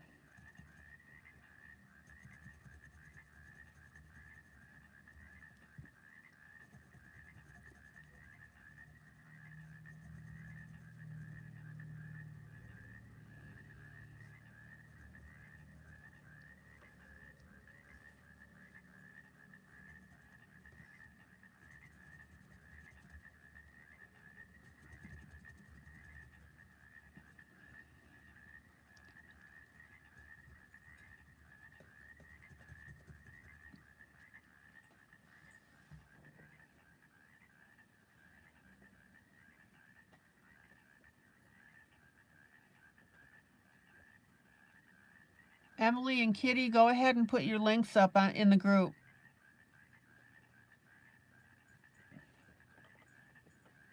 I'm feeling generous tonight. You can go ahead and do that. Oh, you can hear your frogs. Yes.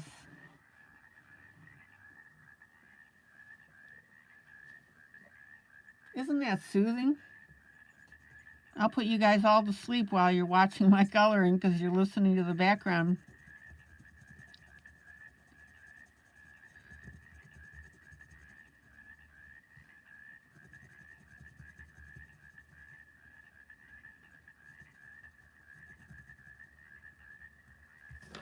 Okay, let me pull out.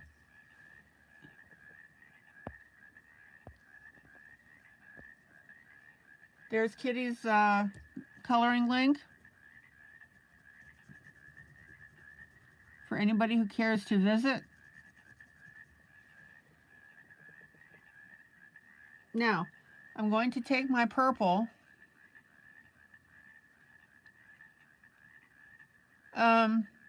Emily, where do you have your group? Oh, you're just on Instagram. Yeah, you can put your Instagram up.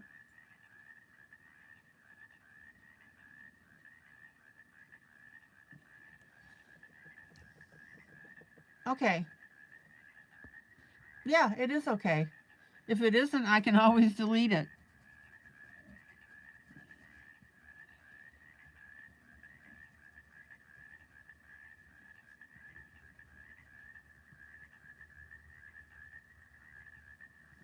Okay. Hi, Annie. Annie Bobani.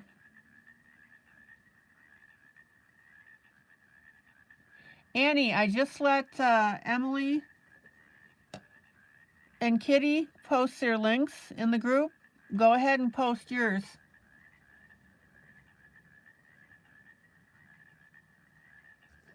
Okay, now I'm going to take my purple. This is my light purple.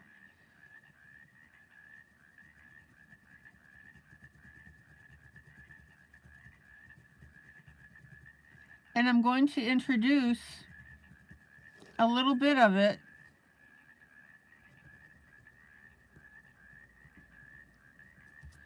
into the skirt.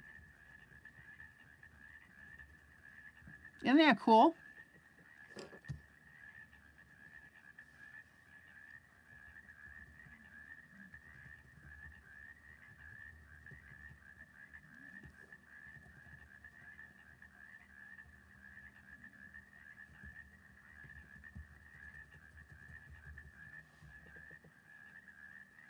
All right, let's get a little more of this purple in. Now, this is the washi tape that I put on here. It's a very simple pattern with birds and leaves on it.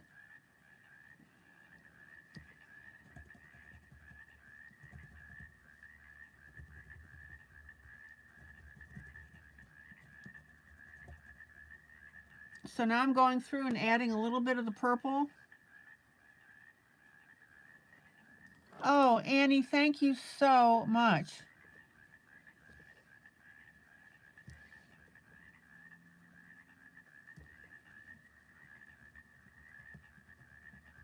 Annie, how do you like that book?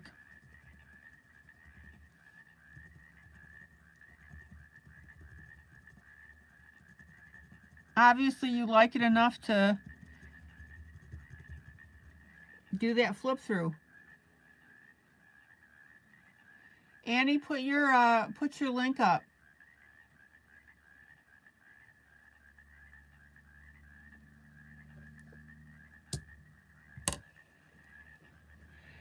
And Kitty and Emily, if you don't mind doing the same, you don't have to, but it would be appreciated if you've got one of my books.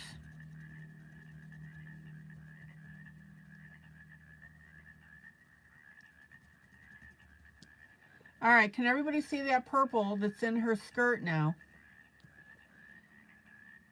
And again, this is pencil on top of washi tape.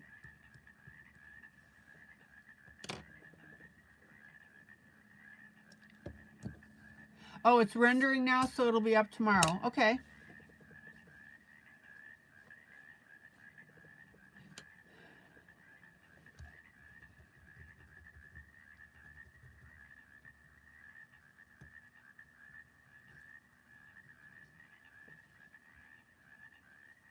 That was very nice of you, Annie.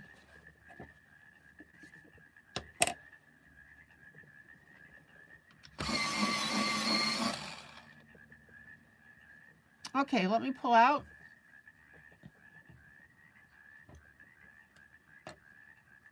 Yes, Annie, I put washi tape on this.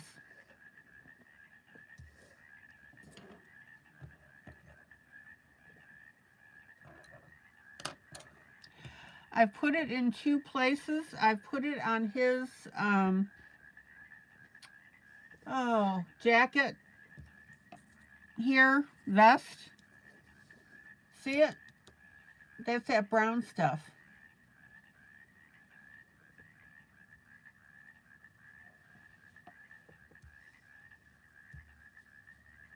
And you lay the washi tape over the top, and then you cut out the sections that you want to be there.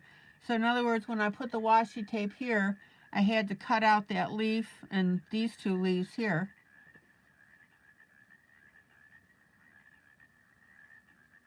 And then I also did it on her skirt. You can see the pattern here. There's some birds and leaves. And then I shaded and colored for the dimension effect.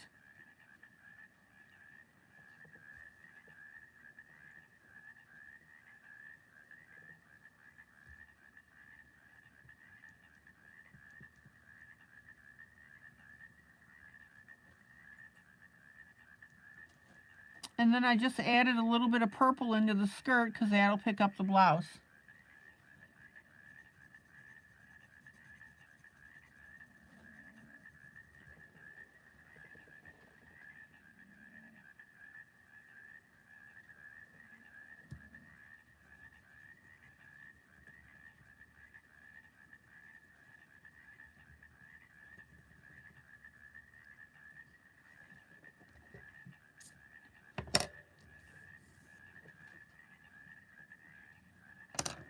Okay, let me do a little bit of cleanup here.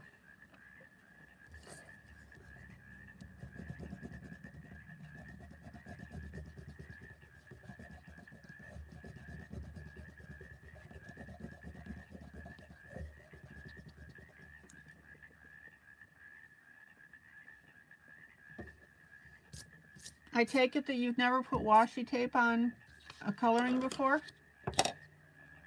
Annie?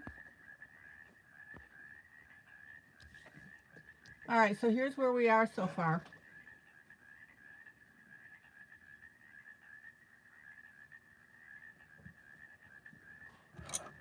Now I'm going to take my medium purple, now that I put my light purple on her blouse,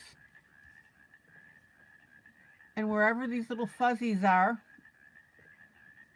well, you learned something new, Annie. And I'm going to take my purple and I'm just going to, this is my medium purple now. I'm going to color in little circles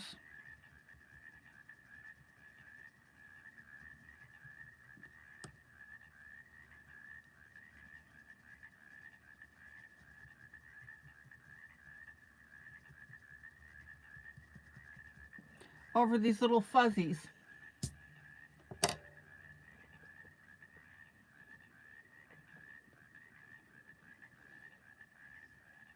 Annie, did you hear me about putting your link up in this group, in this chat? Go ahead and do that.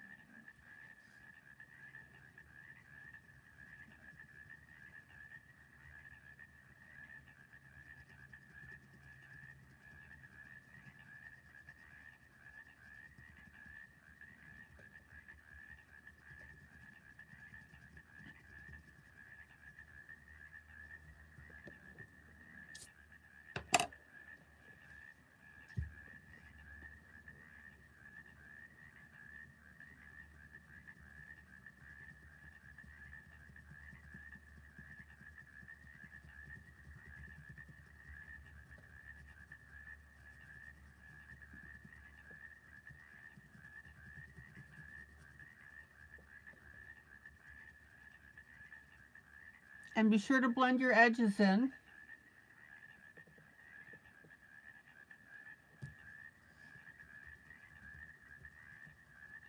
What is the definition of a good blend? Can somebody tell me?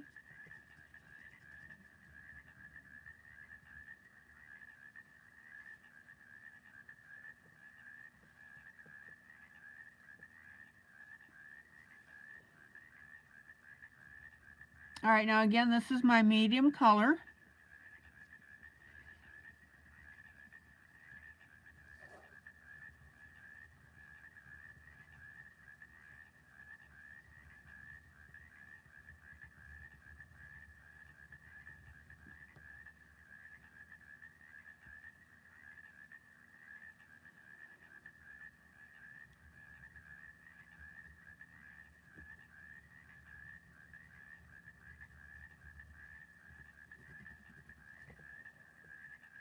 Boy, that purple and blue on that skirt is absolutely gorgeous, isn't it?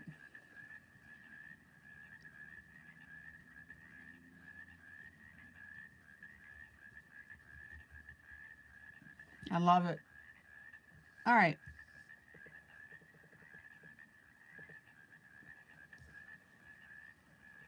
Mamie says when one color seamlessly disappears into another color. Spot on, Mamie.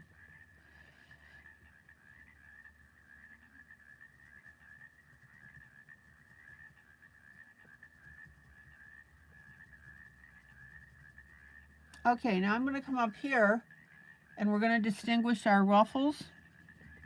Ruffles have ridges. I can't roll my R's. Ruffles, no, can't do it.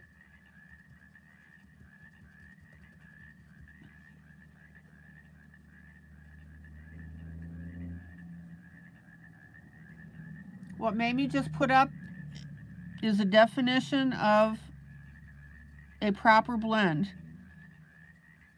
I would rather have you, when you're coloring something, if you had to make a choice, I'd rather have you have lousy colors and top-notch blending instead of fantastic coloring and terrible blending.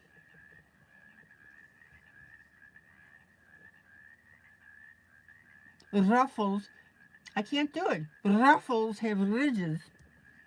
I can't do it.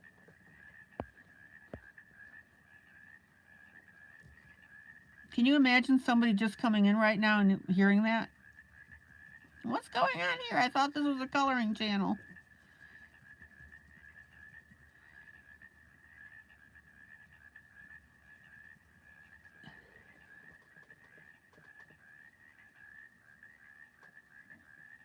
Okay. Then I'm going to use my dark purple Remember, when you color something, you want to use multiple shades. You want a dark, medium, and light, and then of course you can add other shades into that.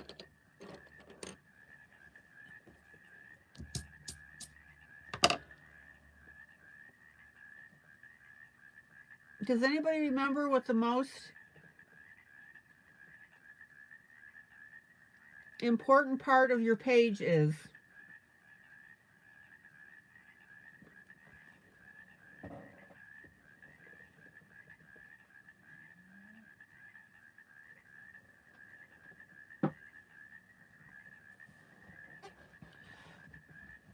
When you're coloring, what's the most important part?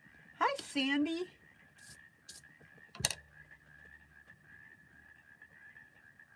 Okay, now I've got my darkest purple.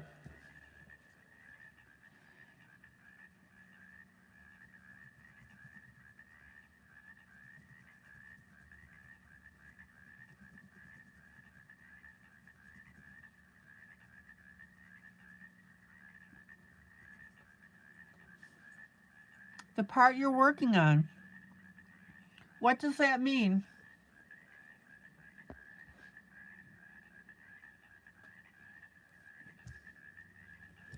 All right, notice I'm taking my darkest purple now.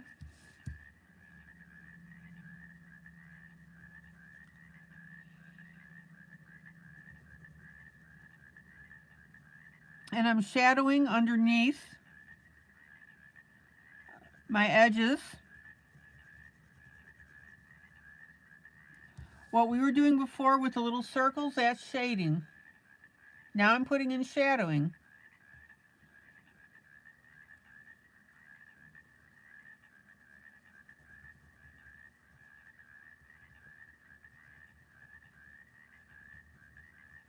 So what does that mean when we say what's the most important part of the page? And the answer being the part that you're working on.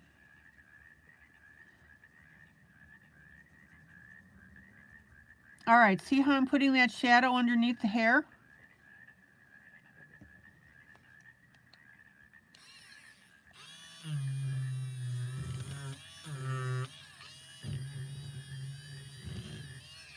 What that means is, no matter how insignificant the item, whatever you're coloring, the object on your page, no matter how insignificant it is, if it's a blade of grass, you do the best possible coloring on it that you can.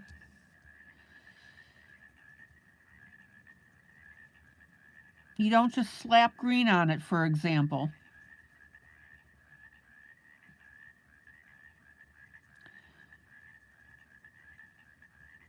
In other words, sweat the details.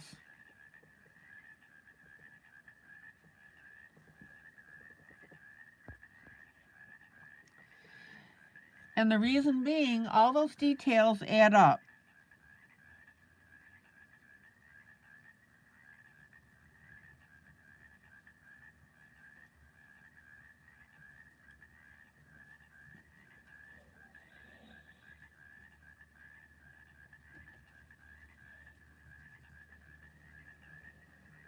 Hi there.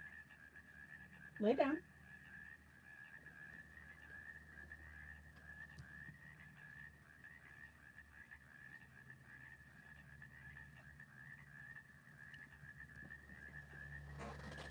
Oh.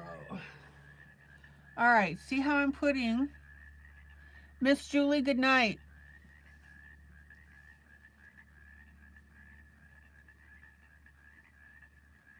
So check out the shadowing now that I'm doing right next to our fingers here.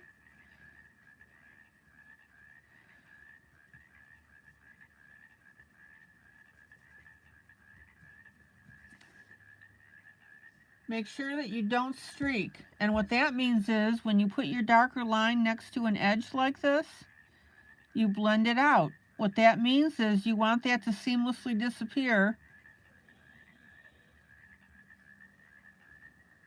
into your other colors.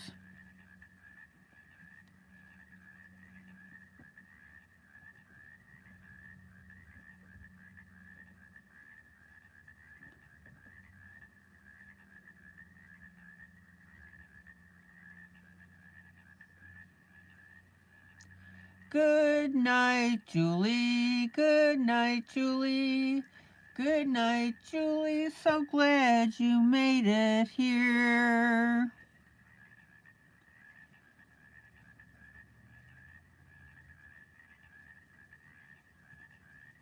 Guys, check out Julie's posting in the group of the side-by-side of the Rusty Lady, where she did one with pencil and one with Procreate.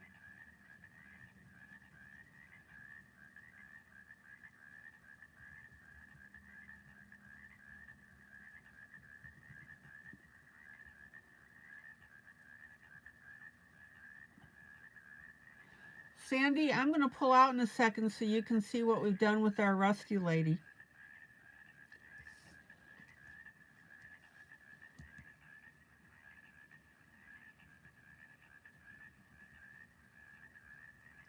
Maggie, are you still hanging around?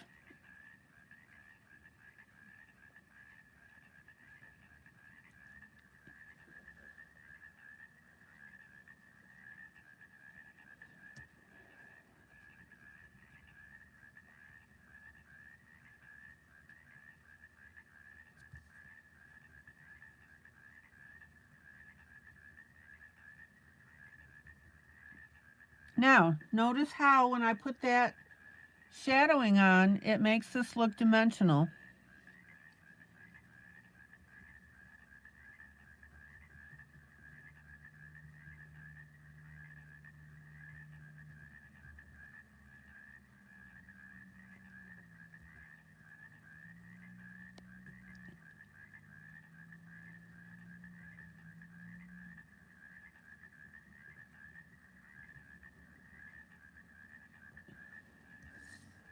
All right, let me pull out. I'm working with my darkest purple.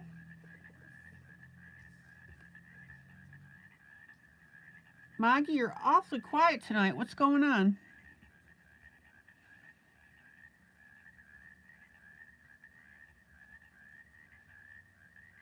Okay, let me pull out so I can show Sandy, our Rusty Lady.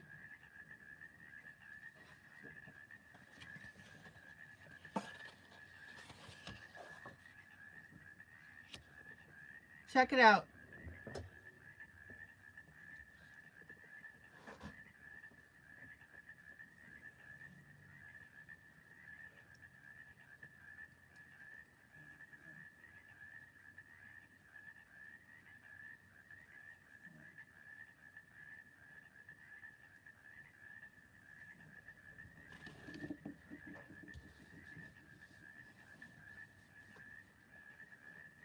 Maggie, you're just watching and listening, okay?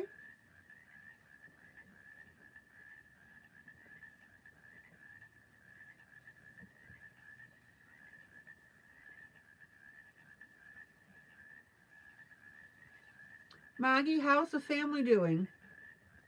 Kayla, Jeff, Russ, Allie?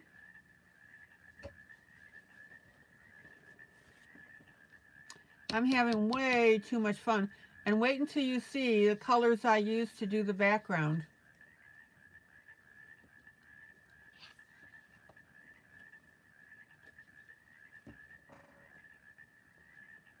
Mamie, let's just say you're going to be glad that you have your ivory.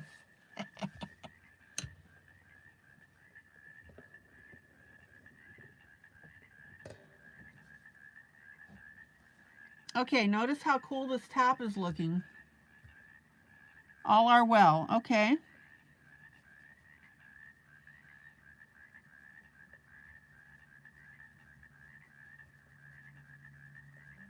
What does that mean? Are they getting over their colds and flu and everything else?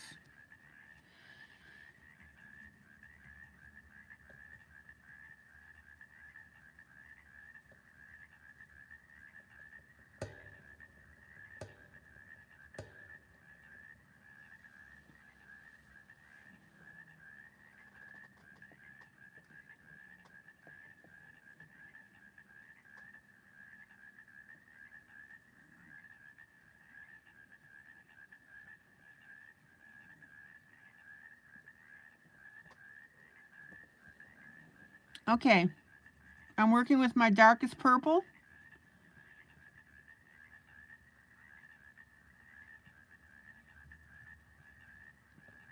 Now, the shading is when I colored in the little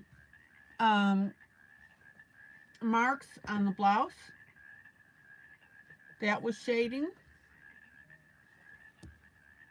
This is shadowing when we're right near that edge and causing that object to come up out of the paper.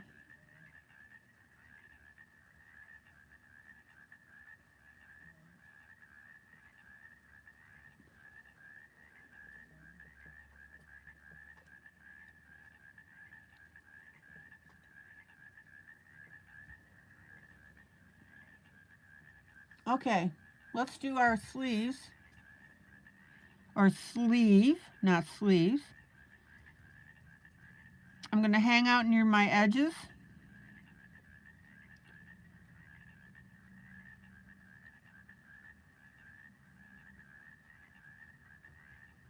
Maybe whenever you go to color something, as I've mentioned, you want to pull out a light, medium, and dark of whatever color you've chosen.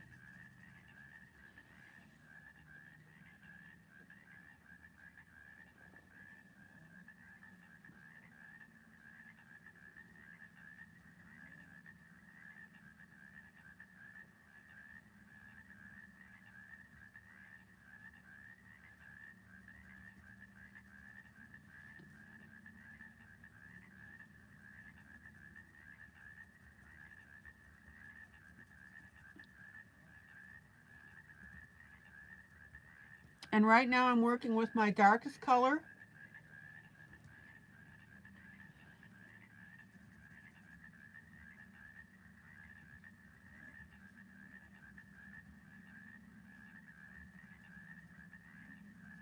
Notice how my center is lighter, and that makes this puffy come up forward.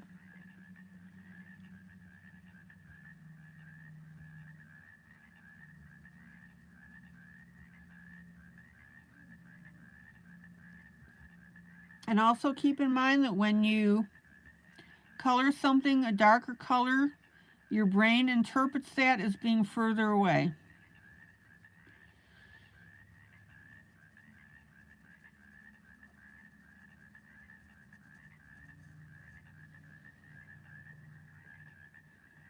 Oh, that looks so cute.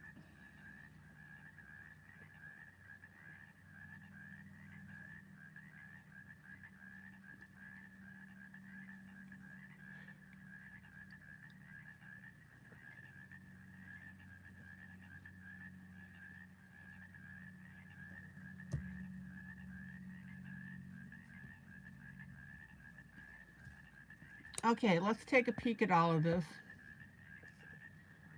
And I'm going to take my paper towel. Again, you can use your blending stumps. I like the paper towel because it's a little coarser than the blending stumps.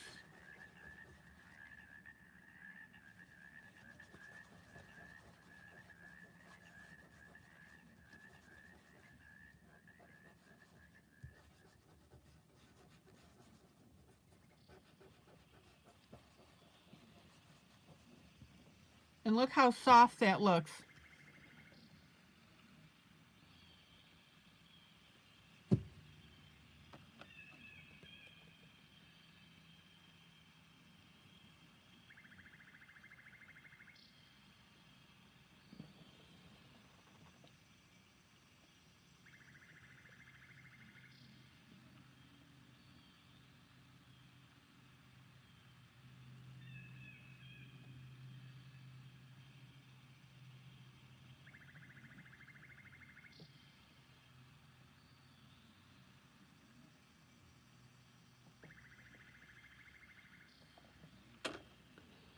Okay.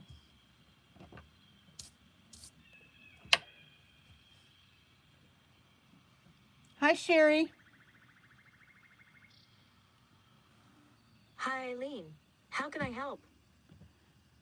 Talking to you, Sherry, just activated my Siri. Welcome, Sherry.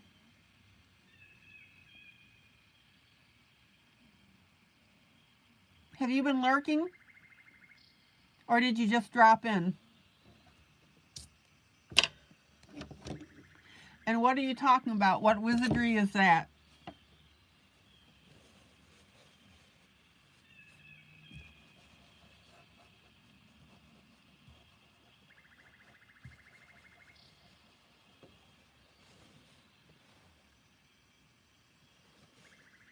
Sherry's a lurker. Sherry's a lurker.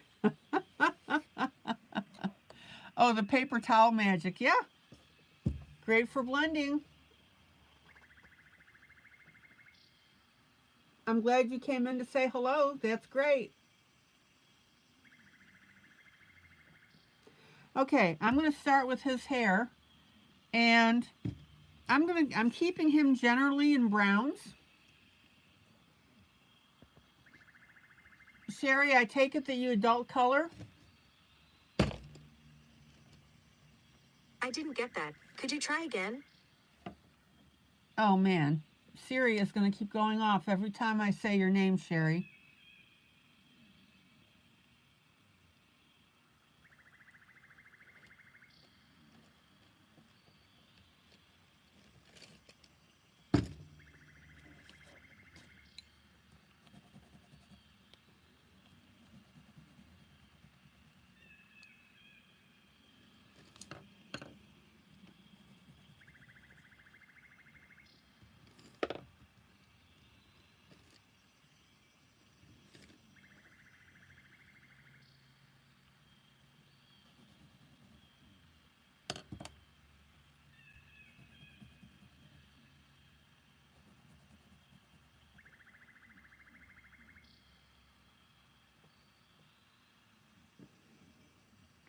Okay, I'm pulling a dark, medium, and light brown.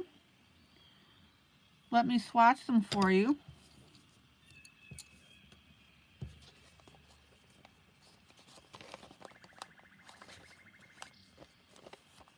I don't know, Sherry, maybe I should just start calling you Andy or Ander. Oh. Or just share.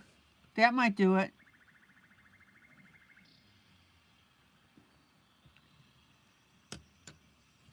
Okay. Here's my dark brown.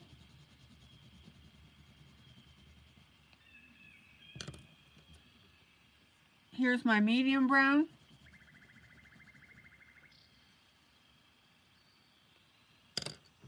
And here's my light brown.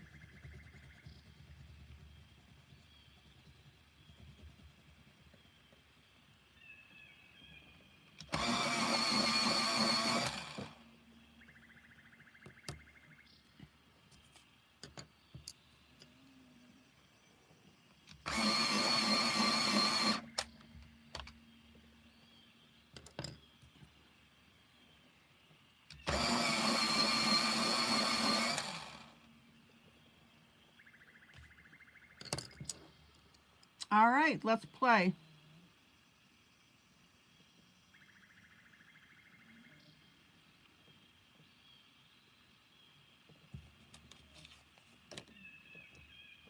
Now, sometimes what I'll do when I'm doing something like hair, I will go ahead and color the whole thing a base color, my light, and then do my medium and dark on top of that. But I'm not going to do that. I'm going to start with my dark.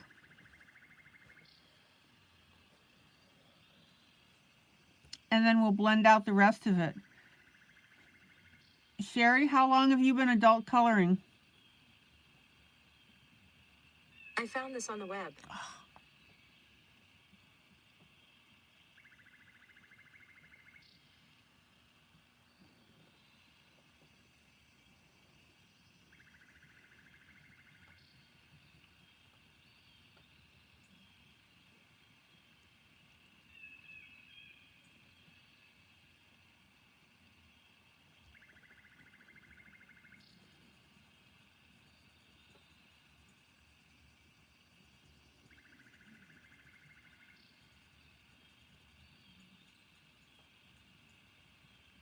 So here's my darker color.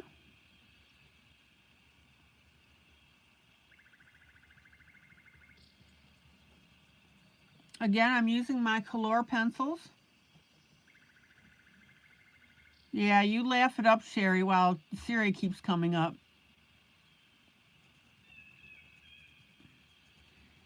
You're just going to laugh at me the entire time as I'm trying to talk to you, aren't you?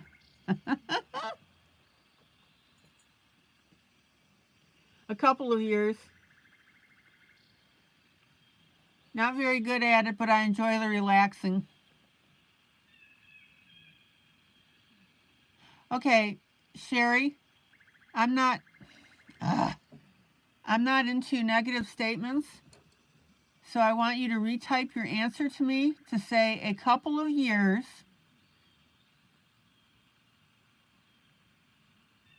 and I enjoy the relaxing. We're going to get rid of that negative self-talk.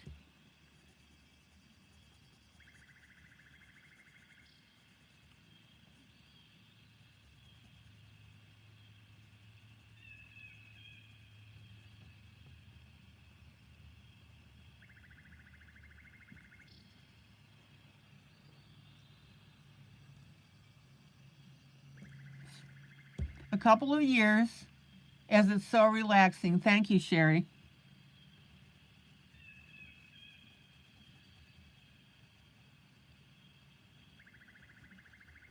Guys, you got to quit the self-judging stuff.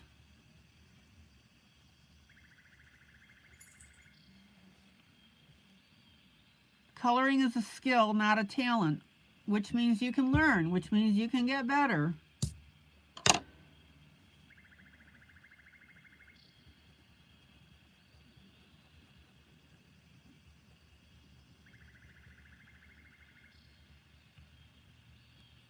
Okay, here's my darker color.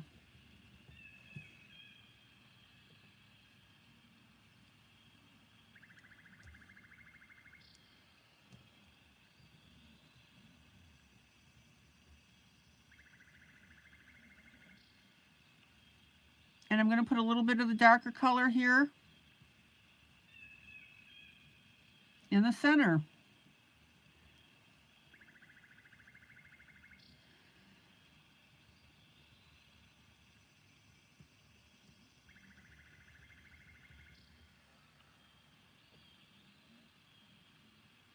And then I'm going to take my medium color and we're going to work that medium right next to the dark.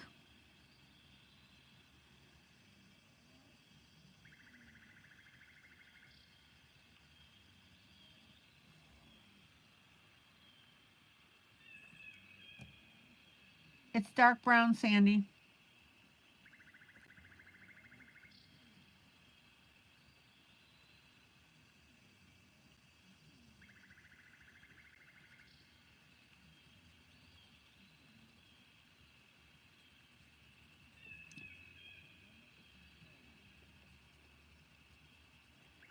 Oh my gosh, I love these color pencils.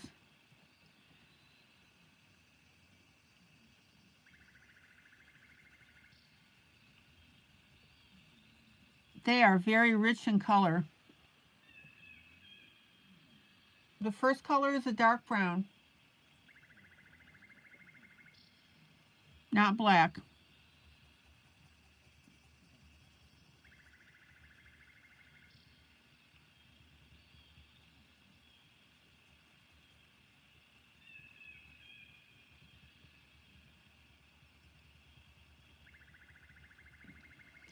Now, I want you to notice that the areas left here are basically the shine spots. So this is going to be highlighted, and this is going to be the highlighted. It's the higher part, right?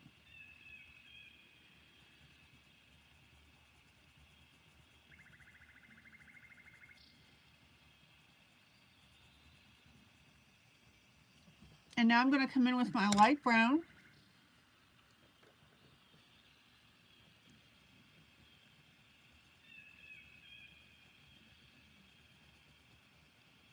I'm going to back blend over my medium and my dark with it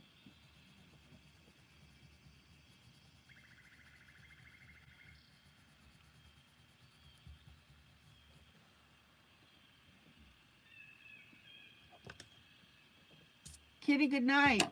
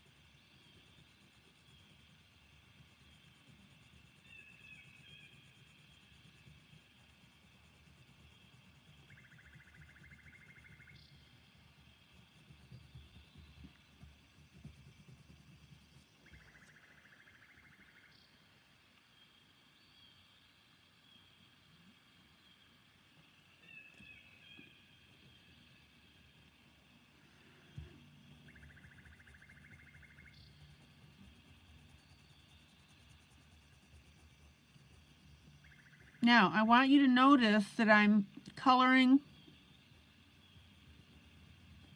my lighter color in the direction of the hair. So I'm not coloring up and down. I'm curving this while I'm coloring it.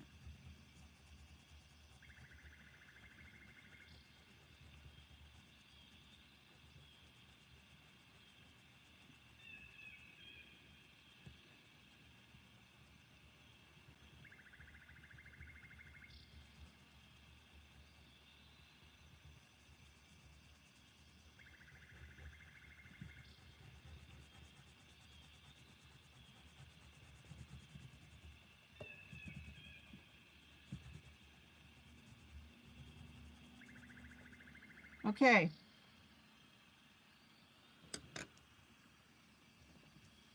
What's wrong with this picture?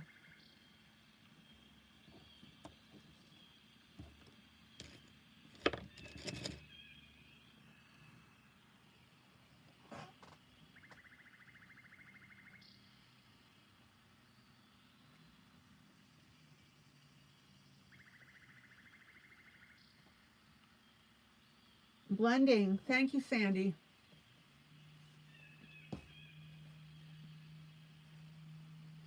That's exactly right. Maybe, Sandy, yep. So now I'm going to come back with my medium brown.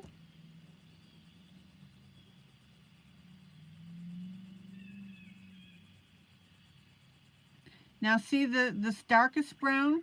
That's really sticking out.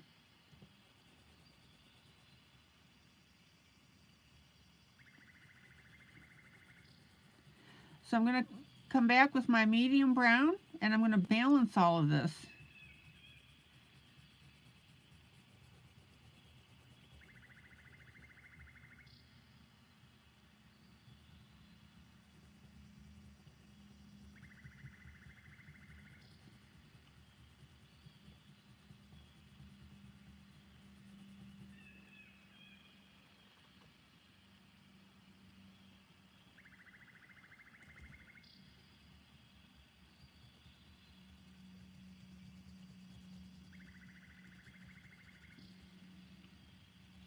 So are you guys going to put the word blending on my tombstone?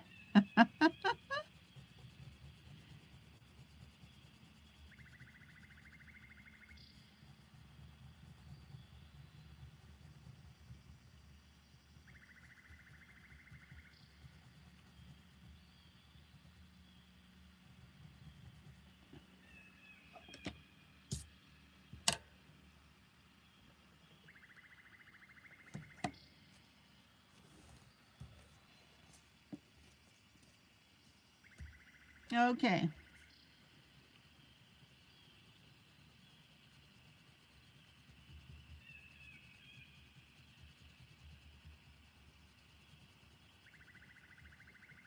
I'm shading in my medium color.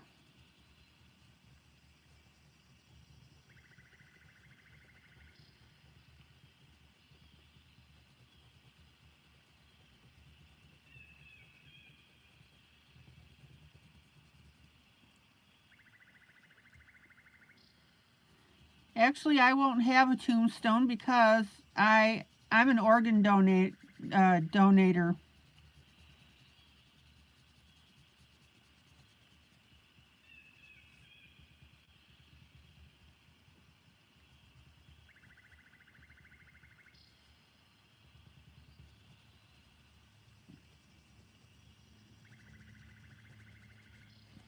Okay. What's wrong with this picture?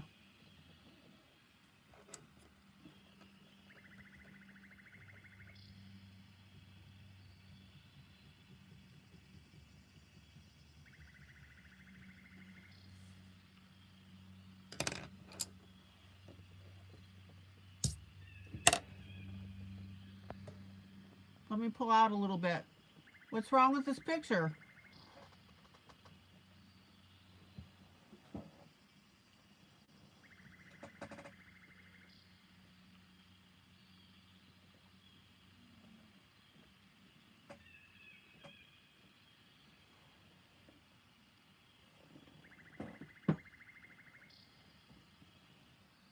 Say the B word again, guys.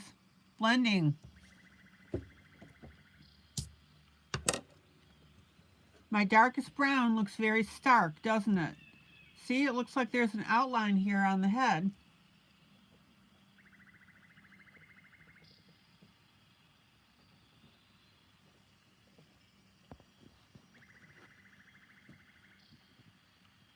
So now we need to go ahead and merge our darkest brown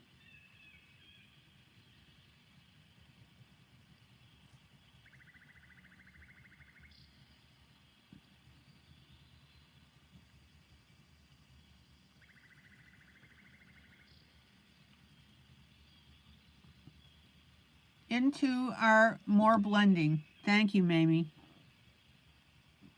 See how I'm getting rid of that stark line at the back of the head?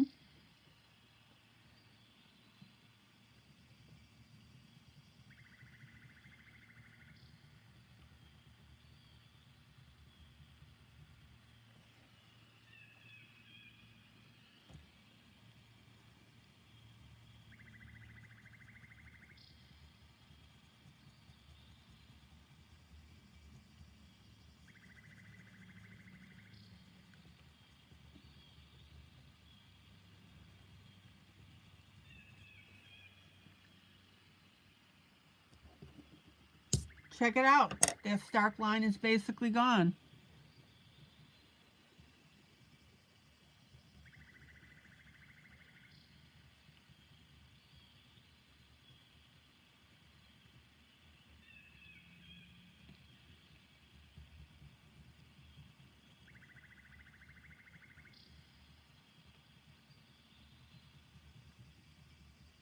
And notice how when I'm using my darker brown,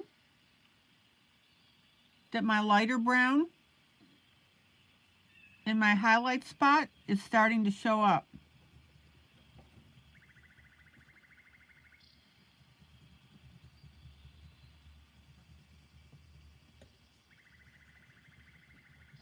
Pretty cool, huh?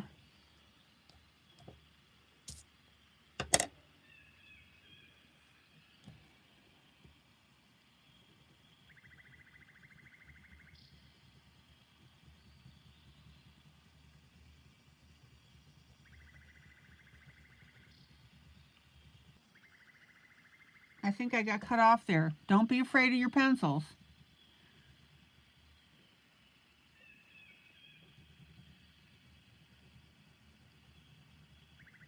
Sherry, are you still with us?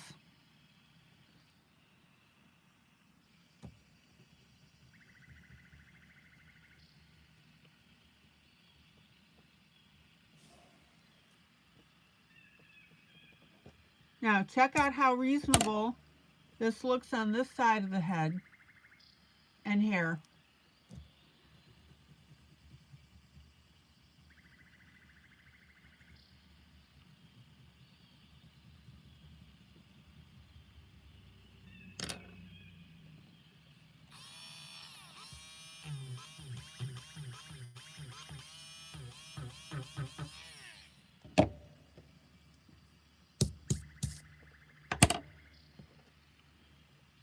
Sherry, is this helping you?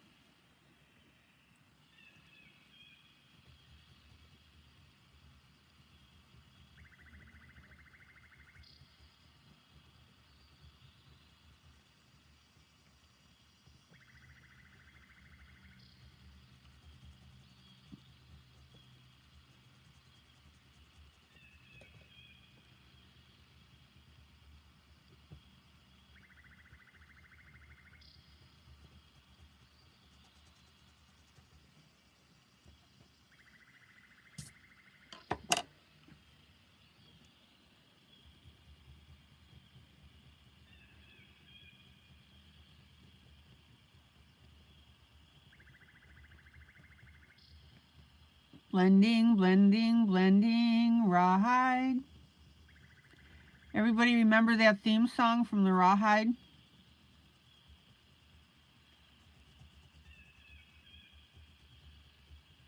Maggie came up with that one day.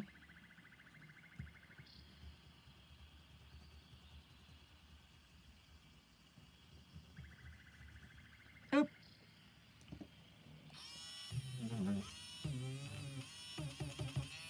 Had a little oopsie there.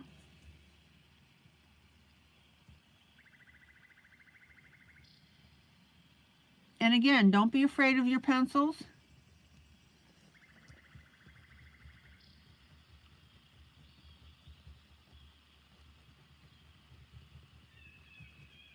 Play with it.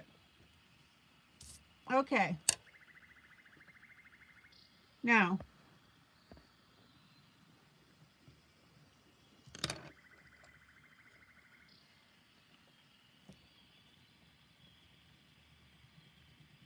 my hair is looking a little more orangey than what I want.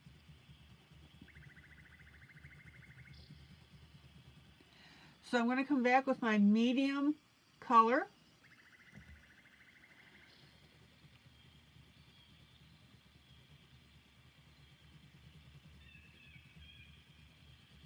And we'll go ahead and darken this up a little bit.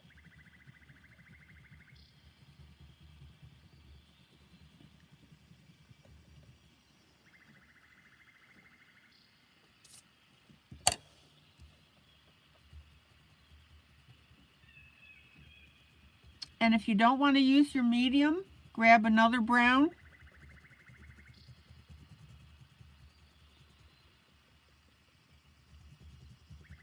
And use that.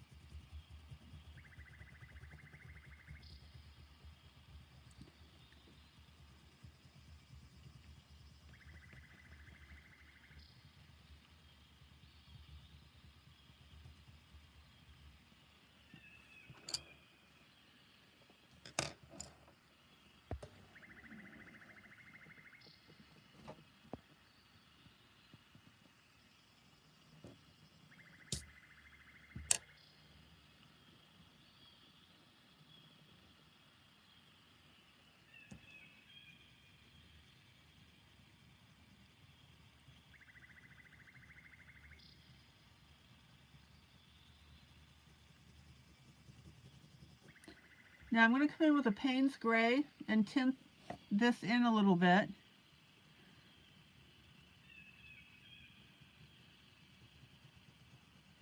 Now remember what I told you, that when you're adding something like a gray, you want to do it in such a way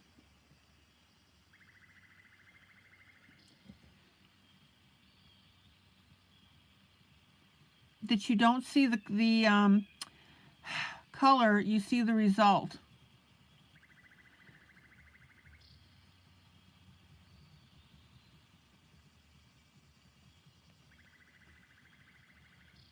And you might say, well, how did you know to add a Payne's Gray? Well, that's just experience from doing other colorings.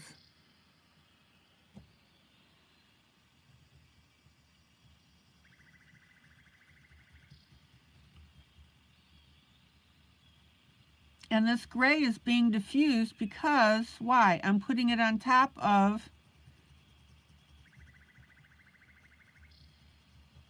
my browns.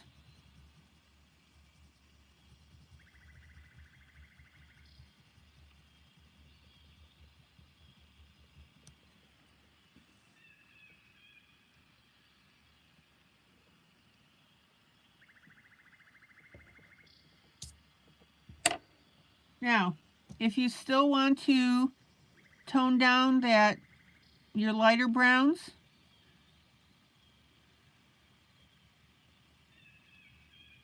I'm taking my Payne's Gray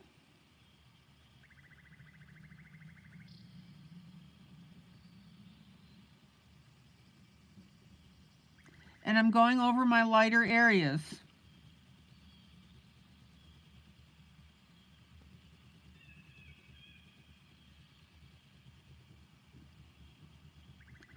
And this is where, again, it's very important that you don't pile drive in your pencils.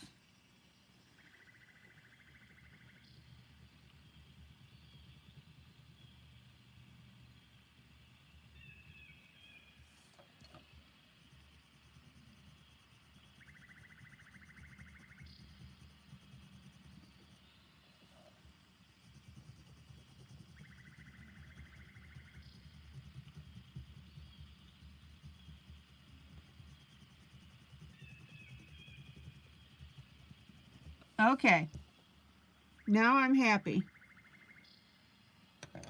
And everybody in my group is going, yay, ILene's happy.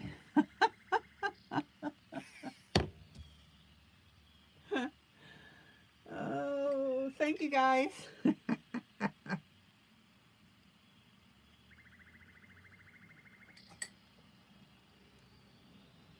Okay.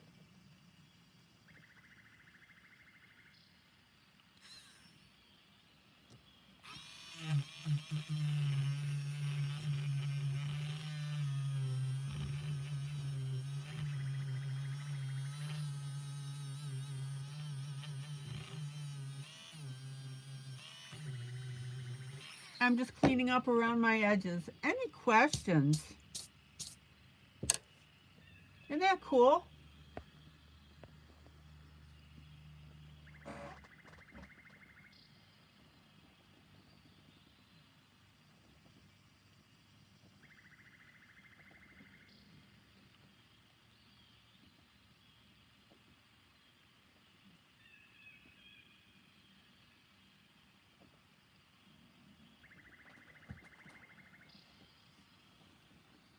Okay.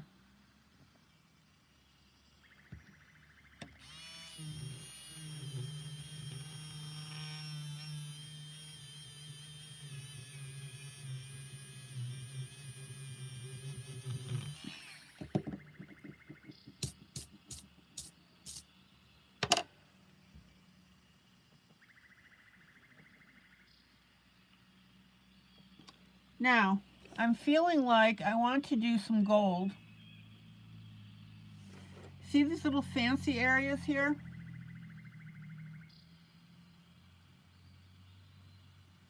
I think those would look cool with gold. Hopefully I can find my browns.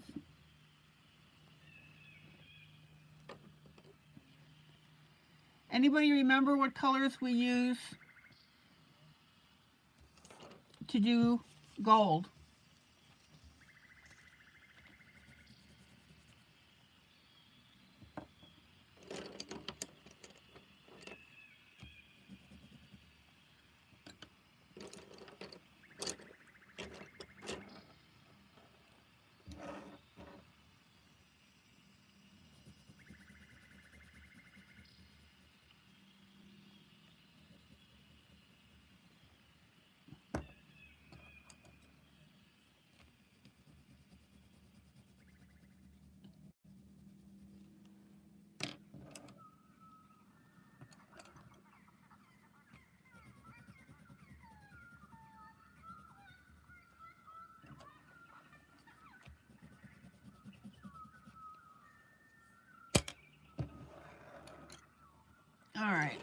me grab my third color here.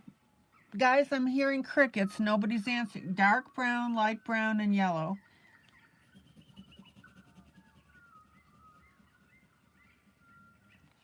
Actually, we have a light brown, a medium brown, and the dark brown, and then our yellow.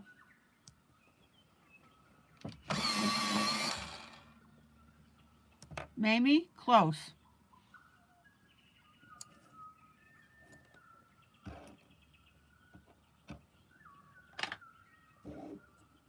Okay.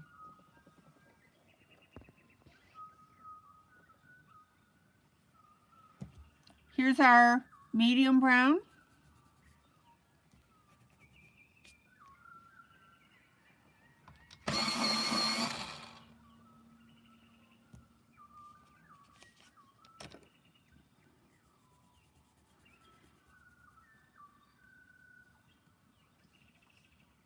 Oh, I love these color pencils. They're just gliding on here.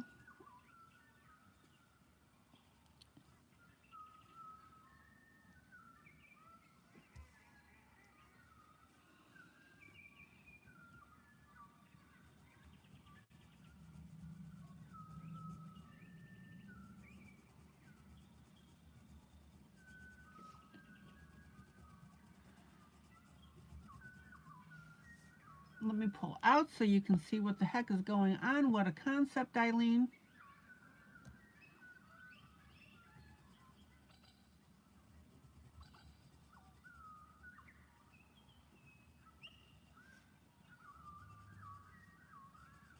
So here's our medium brown.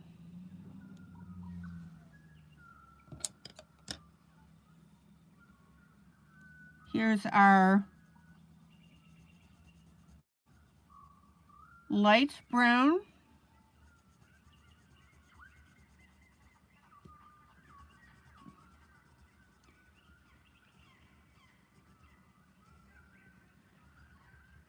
Back blended over our medium, right?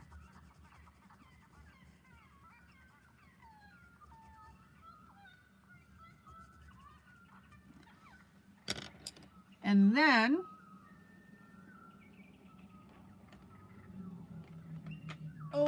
let me get it here.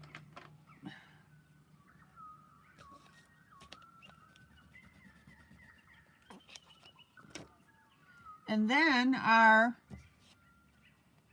yellow.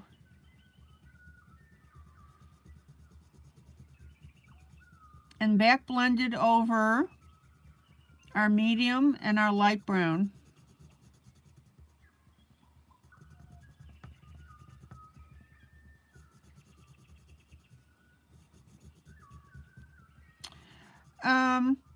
Gosh, how long has it been? I don't know.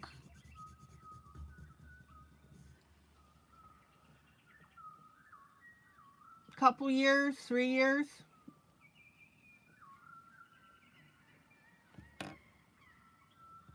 And now I'm going to come back with my medium brown over my yellow. I'm sorry, my light brown.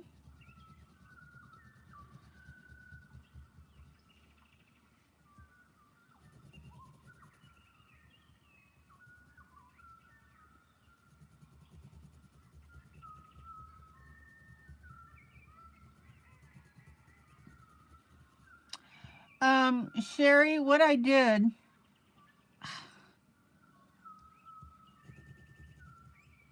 I've had my YouTube channel for a while, but I was doing all my broadcasts on Facebook.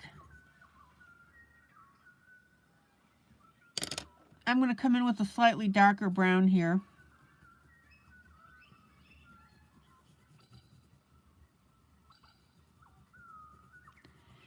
And so I ignored YouTube for the longest time.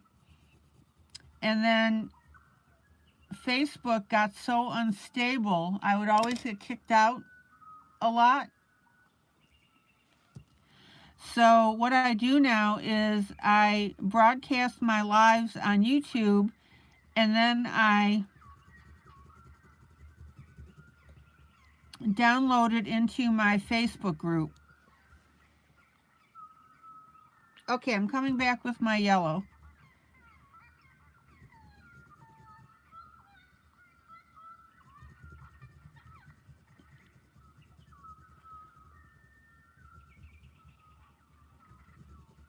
And my purpose in life, Sherry, I have a master's degree in adult coloring. No, let's try that again. I have a master's degree in adult education. Adult I coloring. didn't get that. Could you try again? No. Okay. And now my watch is talking to me. And so I very much enjoy using those skills with my love of coloring to do my broadcasts.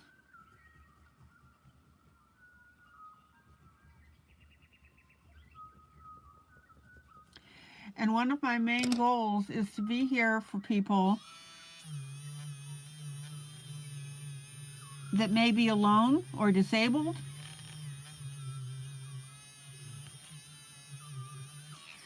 So even if you don't color, you're welcome to come in and listen to the chat.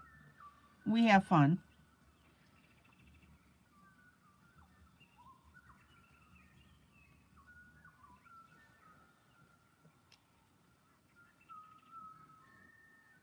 Okay, let me do my next segment here of this jacket.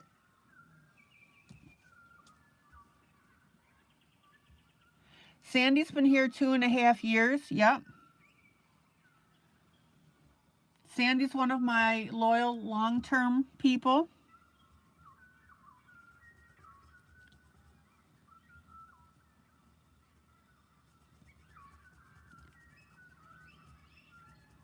Okay, here's my medium brown.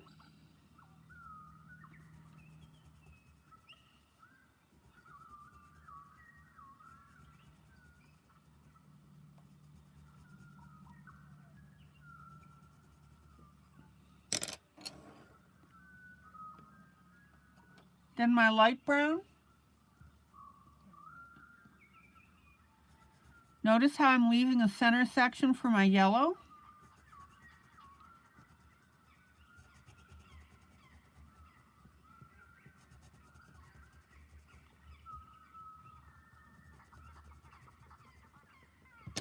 And then my yellow.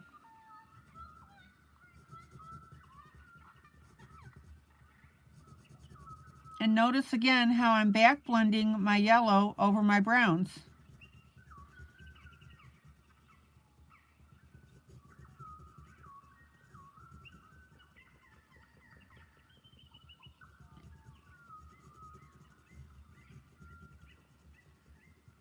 And then if need be, I'm taking my brown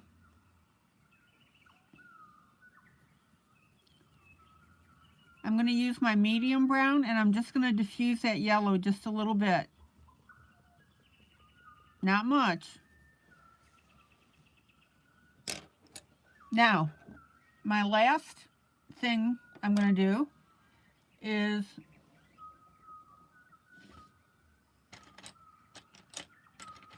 take my dark umber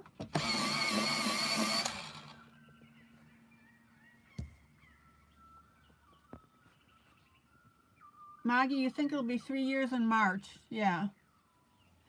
Well, again, I wasn't 100% on YouTube. Okay, now notice how I'm using my darker shade on the edges here. I'm shadowing on the outside, and that really kicks up this gold.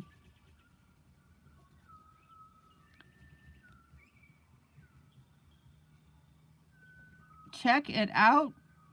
Look how cool that looks.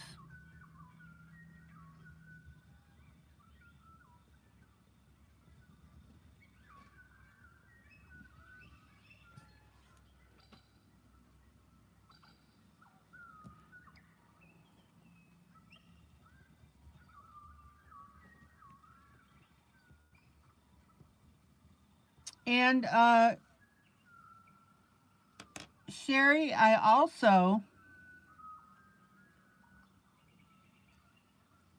found this on the web. I also broadcast 365 days of the year. So that means that I'm here holidays, major holidays, Christmas, Christmas Eve, New Year's, New Year's Eve, Thanksgiving. Okay, check out how that looks. Doesn't that look cool? That's where your darkest brown comes in. All right, let's go ahead and do this other panel.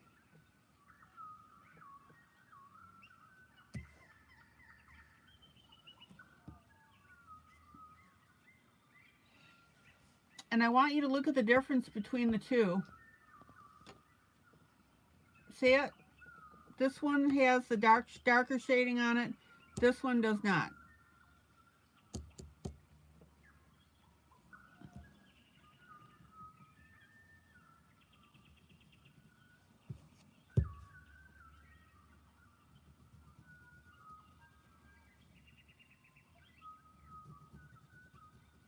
By the way, if you guys would do me the favor of clicking that like button, that's the only thing that I ask back of you guys.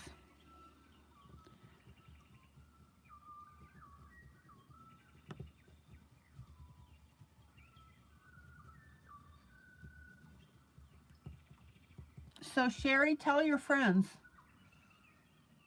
Yes, the dark shading makes a huge difference. It's the last step of this.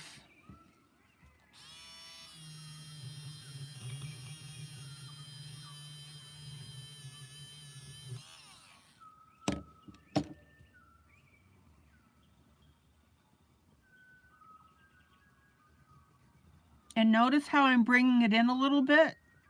I'm just getting lighter and lighter with it.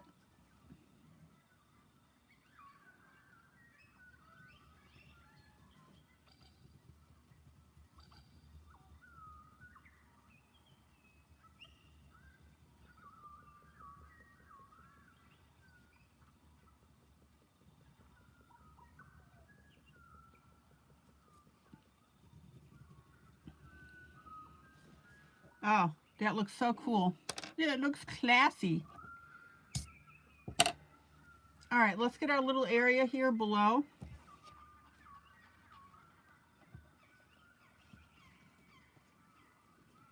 Here's our medium brown.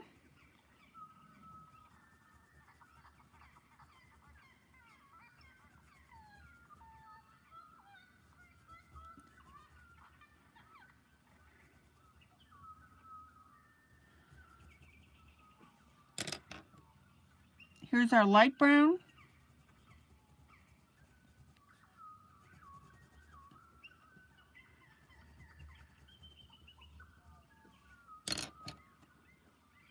Here's our yellow.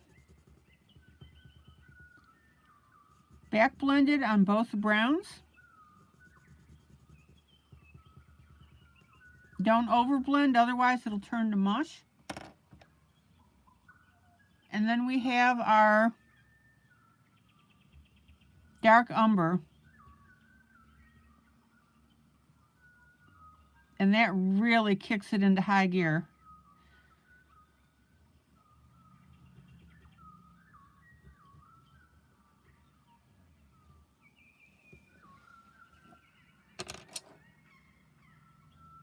Let me pull out. Our fella is looking really classy.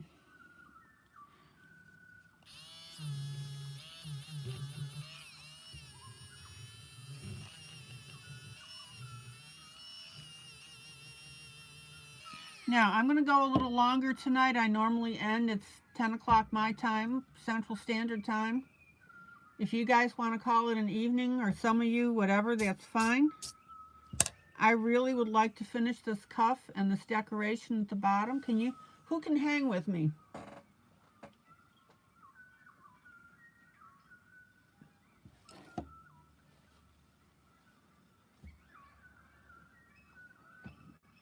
Maggie, I'm sure you're going to want to call it an evening, right?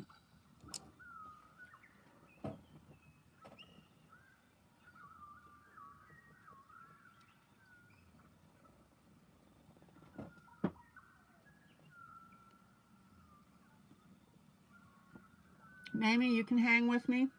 Oh, Maggie, you're going to stick around? Okay. I won't be too long. I'm hungry. I eat my dinner after this broadcast. I've got weird hours.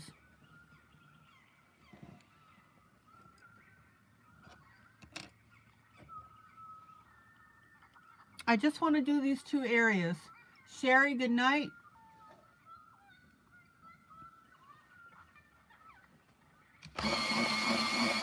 Would love to have you come back or lurk some more, but please say hello.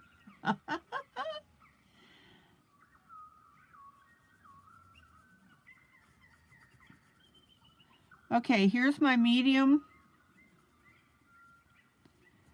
brown.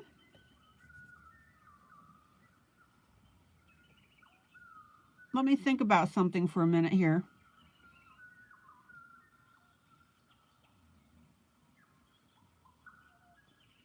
Okay, we can make our light streak either going this way or this way.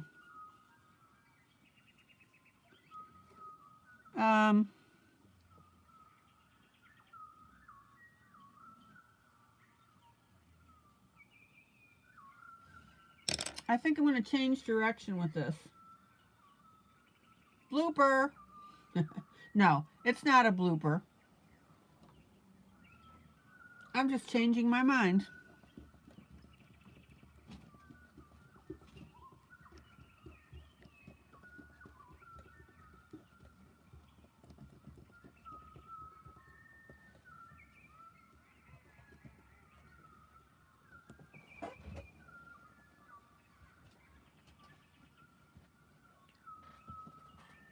Either way is correct. Don't have a fit over it.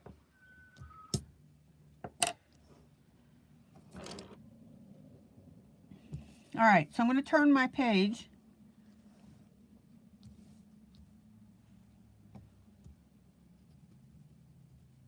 Here's my medium.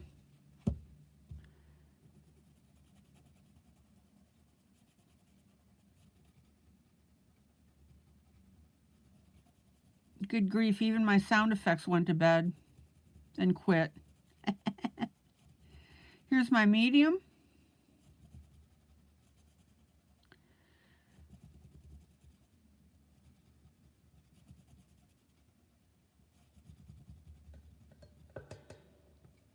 This will be a really good example of how to do this.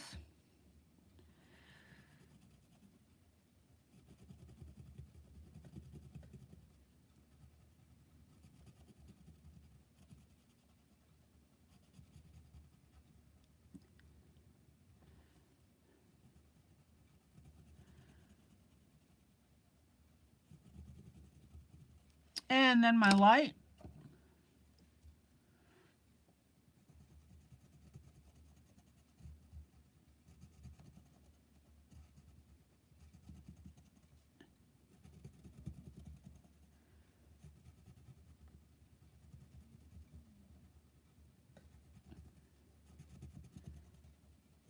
You can see how I'm narrowing down here, where my center shine spot's going to be. The frogs croaked. Good one, my Aunt Mamie. That really is funny. I'm going to go back over my browns.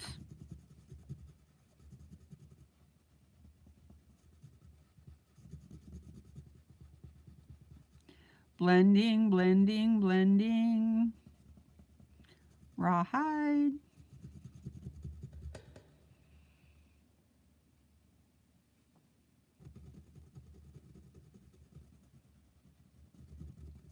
And then I'll come back with my light brown.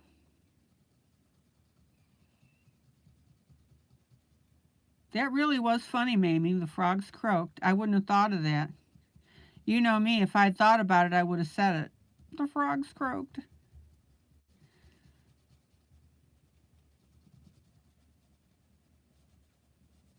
See how I'm tampering down that yellow just a little bit?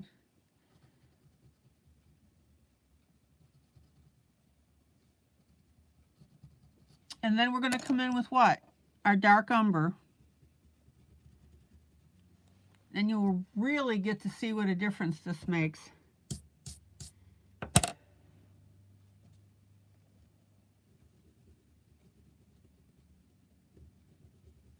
check it out. See how that makes that look curved?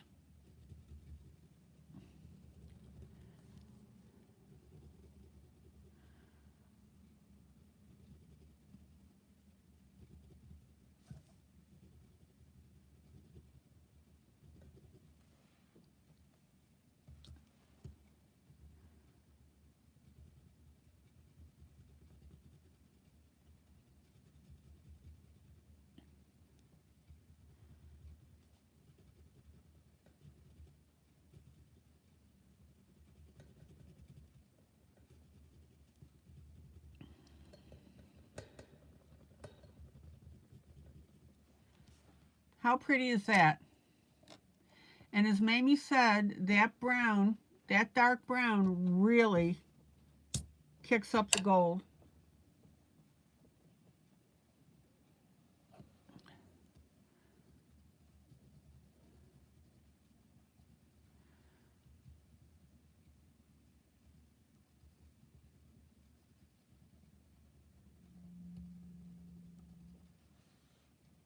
Okay, one more section. Right there.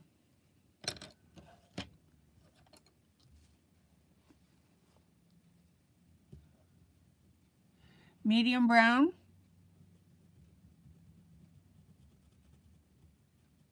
Now I had a little bit of my washi tape sticking over the edge where I just started this brown right here, colored right over it.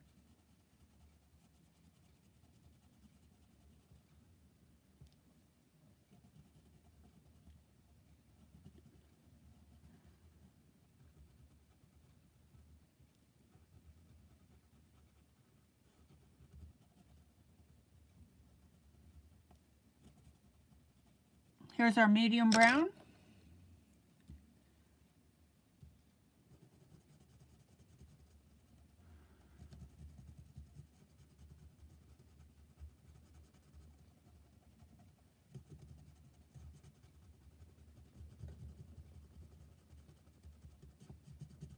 Here's our light brown. Here's our yellow where our shine is, right? And back blending over my browns.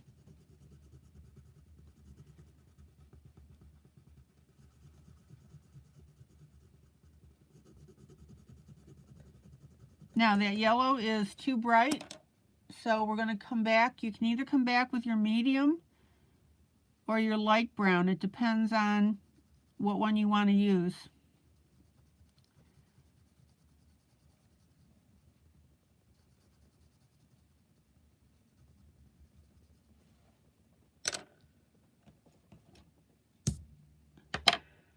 And then we make the magic happen with what? Our dark umber.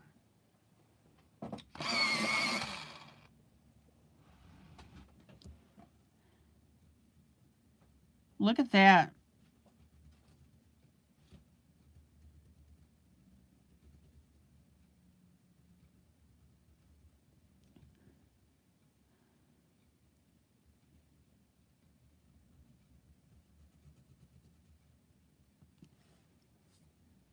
What a difference. Let me clean up this light yellow here.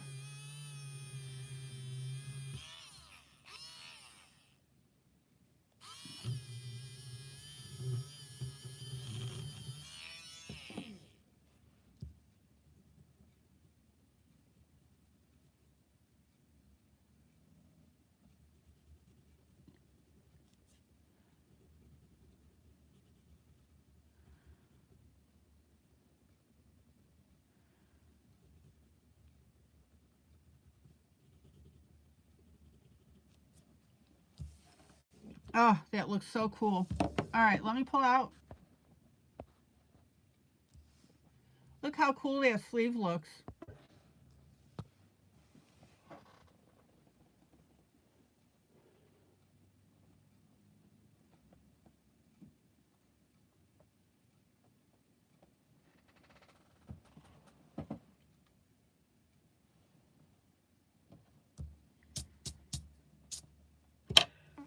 And let me pull out so you can see the overall effect.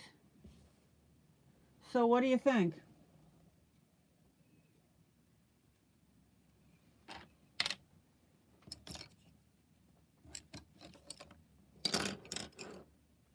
Anybody have questions about coloring gold?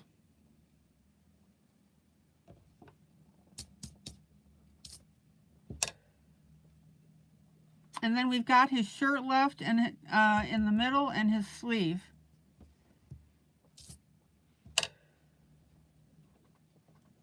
Okay, guys, I'm going to call it an evening. We worked on our normal 2 projects, our hugging couple.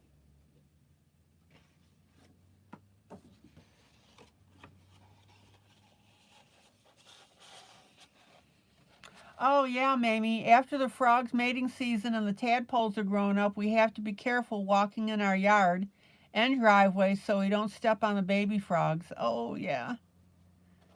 They are cute. I'm so glad you're careful with that.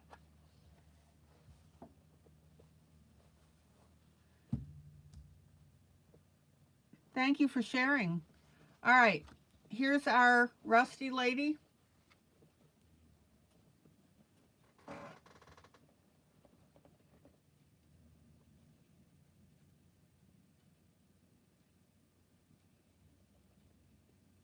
I think she's turning out beautifully.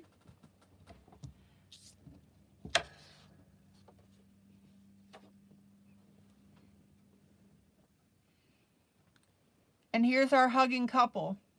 Hopefully you learned something tonight. Hopefully you had fun. Please tap that up arrow, the like.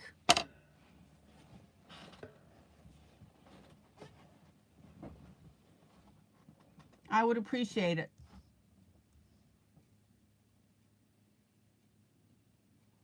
Okay, guys, this is ILene Vick for Teaching About Coloring with ILene Vick. Joyous, joyous coloring. Thanks for sticking with me, even though I ran over a little bit. I will see you tomorrow night, same time, same place. Guys, love on each other. That's what we're known for.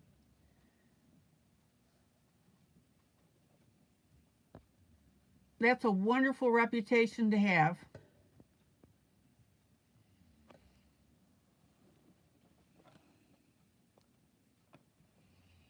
All right. Take care. Till tomorrow night then. Bye.